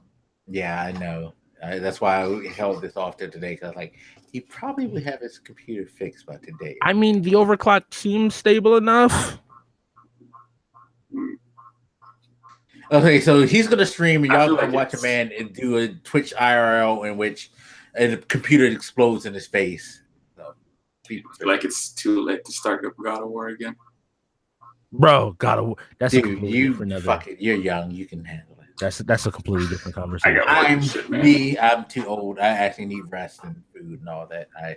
So you say that, and then tomorrow I'm gonna tweet at you to remind you to play God of War, and you're gonna be up all night. Oh, I've been doing my homework in advance just so I can free my weekend up, because this fucker Cardiac keeps talking about how amazing shit is. It sounds like a good friend. I don't know what you mean, bro. If you're not playing God of War, you pretty much just say you don't love yourself, which makes me sad. But like, but my main problem is personal, because like there's shit that happens, and you're like so fucking not at the end. Like I can't even. Wait, all right, can I ask the question, Black? Where you are know you? what? I'm gonna leave this conversation so you two fuckers. But wait, question. Where are you? Where are you in the game? I'm like probably only 10 hours in, so I'm not. I would ask you like, what was the? I'll ask you off screen. What was the last thing you? No, saw? I've been poking around after I left the elf part. So I've done what I do with all open world games. So, seriously, I do what I do with all open world games. I fucking fuck around. I that's why I should never have my hands on a game that gives you options. Because it's just like with Final Fantasy, like Final Fantasy 15. You know where I'm at in that game? I just got Leviathan. I didn't beat that game. That game was too big. I know, but I just got Leviathan. Anybody who knows Final Fantasy 15, it's like that's your third power. I'm not even near getting all the powers. I'm actually maybe sort of close, but I have half a game at least to play. I do that because I always like to do the extra shit. I'm stupid. I did a lot of extra shit and I beat it. So that's because you're fucking like bastard. How many hours? How many hours do you have in? Well, I could ask the question. It's not that bad. I didn't do a lot of extra stuff, Black, in my time. I just like to explore. It's not even doing extra stuff. I just like looking at the world. It's just, that's fucking beautiful. I mean, you can do it after you beat the game. I know, and that's why I was like, this weekend I'm gonna stop. I'm the worst person because I'm like, I have OCD, I have OCD or whatever. But I'm drunk. Goddamn. I'm still doing that. Like I beat the game last week, and I'm like, I don't care what you guys have done. Look, I beat the game, and I think like 22 to 25 hours doing other stuff, and I literally have like, I just spent an afternoon looking around, finding more stuff to do. I don't care. Fuck you both. I'm still trying to kill some bitches. I just feel like let's not. I know exactly what you mean when you say that, and let's not talk about. Game is fun. I just feel like this black dude's making excuses here. I feel like you need to shut the fuck up. I feel like you do the outro to this goddamn like. That was a great week, Black, and I'm just sad that you have not. You had in the same week, God of War, Infinity War. Personally, a J. Cole album. We're not gonna get into that. Yo, J. Cole album was dope too. Speaking of which, it's after midnight on the East Coast. Royce the 5'9's new album just dropped as well. Oh shit! Okay, don't listen to that. You need to play God of War. Oh, I'm just gonna pop it on and just Could we please go so y'all can stop berating me? I hate you all. I mean, you have ruined my night now. Fuck you. So truly, it was an intervention, bro. You needed it. Look, people. You were going on the wrong path. No, the case is all the way over there. I'm not going to go. Bro, you should be sleeping with that case, bro. Oh, and Black, you got to hurry up because you ain't even got time. I'm already ready for the Destiny DLC that drops Tuesday. Oh, shit. Yeah. It's funny. And that's part of my problem, too, because Iron Banner's here. So, shit. Well, shut up. Well, the new DLC drops Tuesday. Yeah, I know. And you get all the guns and shit. Suros. God damn it. I'm trying to tell you. Bro, you need to finish that. Bro, we need to talk about that game, bro. I can't even. Fine. Okay. Yeah, no, definitely. Like, Black, you know me. I can be very relaxed about like, yo. Okay. God of War right now is I've been yelling at other people whenever I'm like, how far are you in the game? And they're like, oh, I'm here. I'm like, all right, I'm gonna need you to get back go back and play it. Okay. All right, you have homework. Okay. Seriously, this phone right here. Mm-hmm. This is the fucking Infinity Gauntlet. I'm canceling you guys right now. Shut up. This is my world right now. Cardiac. What he didn't say though was he wasn't canceling God of War, so he can still play it. I hope so. Oh my God. I'm done. I am fucking done. Fuck you all. I wish I never got you two people together in my life. Just like I hate when I get you and Katina together. Fuck. You know, and the fact I'm gonna do that to punish myself as well. I'm gonna get all four of y'all on the podcast. She actually thought about crashing this party, even though she has no clue what we were fucking talking about. I feel like if I get all four of y'all together, it'll be madness and I'll suffer. I just feel like real friends don't let friends not play God of War. You know what I'm saying? That's a factual statement. Yeah. Like if you have a friend and they're not telling you to play God of War, they don't care about you. You need to get that thing out of your life, bro. I'm just waiting for like. Thank you for fucking joining us for this goddamn Spoilercast that became a gang up and it, like is fucking me over and making me feel bad about myself. Thank you. Appreciate you. I love you both. Love you too. Now I'm gonna need you to get some God of War time. Yeah, I'm gonna need you to love yourself real quick. Yep. So, no, actually, I'm gonna cancel both of y'all. One, you, Mr. Sumo, you never played Red Dead Redemption. You need to get the fuck out of here and go play Red Dead Redemption. I didn't have the option at the time. I don't accept that. You had the option. You could have gotten the PlayStation 3 or Xbox 360. You chose that life. You made the choice. You suffered. You shut up. Go play Red Dead. Did y'all see the new trailer? We're supposed to be doing the podcast together.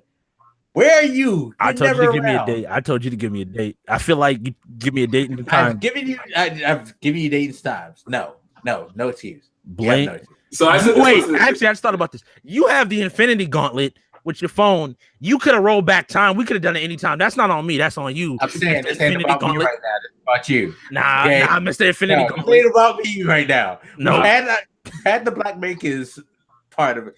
My story, just like Infinity War, you've had my story. I'll be back, but it won't be my story next time. It's about you. You just saying that made me think God of War, but yup. And as I was saying, it was an intervention. And no, shut up. Shut up. It's late. I'm mad. I haven't eaten. You've gotten on my goddamn nerves, both of you. Fuck you. I love you, but fuck you both right now. So next week, God of War stream. I'm down. Yes, we will do a God of War. In fact, I'm going to commit myself to this just to show you how real it is. Next week, I will have beaten the God of War, and we will do a God of War Spoilercast. The intervention was successful. Out in the ether, I put this in the internet. When it's on the internet, it's always there. Boom. Yeah. Hey. You happy now? No, I'm gonna be bugging you next week about Destiny, right? Are you happy? It's fine. I'll play Destiny 2. Shit. I already have a schedule and plan for how I'm gonna work this. It's all right. All right. Well, I mean, we'll see. Again, I have next weekend off too. Fuck it. No, it's this weekend. I've already started doing all my homework because I can't use the homework excuse anymore. Fuck that. That shit's gonna be canceled. What difficulty are you playing God of War on? Huh? What difficulty are you playing God of War on? I always play on regular difficulty because I'm a scrub. I'm not trying to prove myself. I'm sorry. No, I'm not. I'm just wondering how long it's gonna take you. No, it's not gonna take you. That difficulty shit matters, bro. Yo. Yeah, I already know that because I've heard people tell me they were like, "Yo, fuck this shit." I was like, "Yep, I made the right choice. I just want to go through." There were a couple times where I was like, maybe I should knock the difficulty down. No, I want to enjoy myself. I'm old. I have issues. So I don't need to. It's a tale of two old men. You playing an old man. Yeah, right. You boy number 1 and boy number 2. Shut up, so I can do the intro, the outro. Fuck it. Boy, just go away, boy. I mean, boy. I'm taking that as a compliment, man. Boy, the real name of the game is that boy. I'm just saying.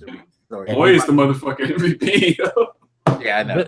Okay, but boy, boy. Yes, sir. Thank you. And don't get bucked like he did when he was like, "Where the fuck is yo?" When he got bucked in that moment, I was like, "Yo, boy, tell him about himself, please." But anyway, all right, calm down, I'm relaxed, and I'm gonna do this professionally. So thank you guys for joining us for the Spoilercast for Infinity War. Hopefully you enjoyed this conversation. I'm sure you enjoyed it more than I did because, god damn it, I wasn't expecting to get this intervention and this just beating at the end. Fine. I'm a grown man. I can take it. Any last words you have to say, YoruStrix? This was fun. I always like talking at length. It was great. Finally get a chance to do a show with you, Cardiac. Y'all are always entertaining, and it's definitely it's fun to have somebody else to mess with. But I had a lot of fun, and it was a great conversation. Thank you for coming through. Twitter, Twitch, YoruStrix. You'll find me on pretty much every platform if you type that in, except for my PSN. I don't play my PlayStation 4 except for things like God of War, which should tell you how good the game is. All right, cool. I'm done. All right. Cardiac, go. Yeah, likewise. Listen to you guys talk a bunch, so it's cool to video meet you there.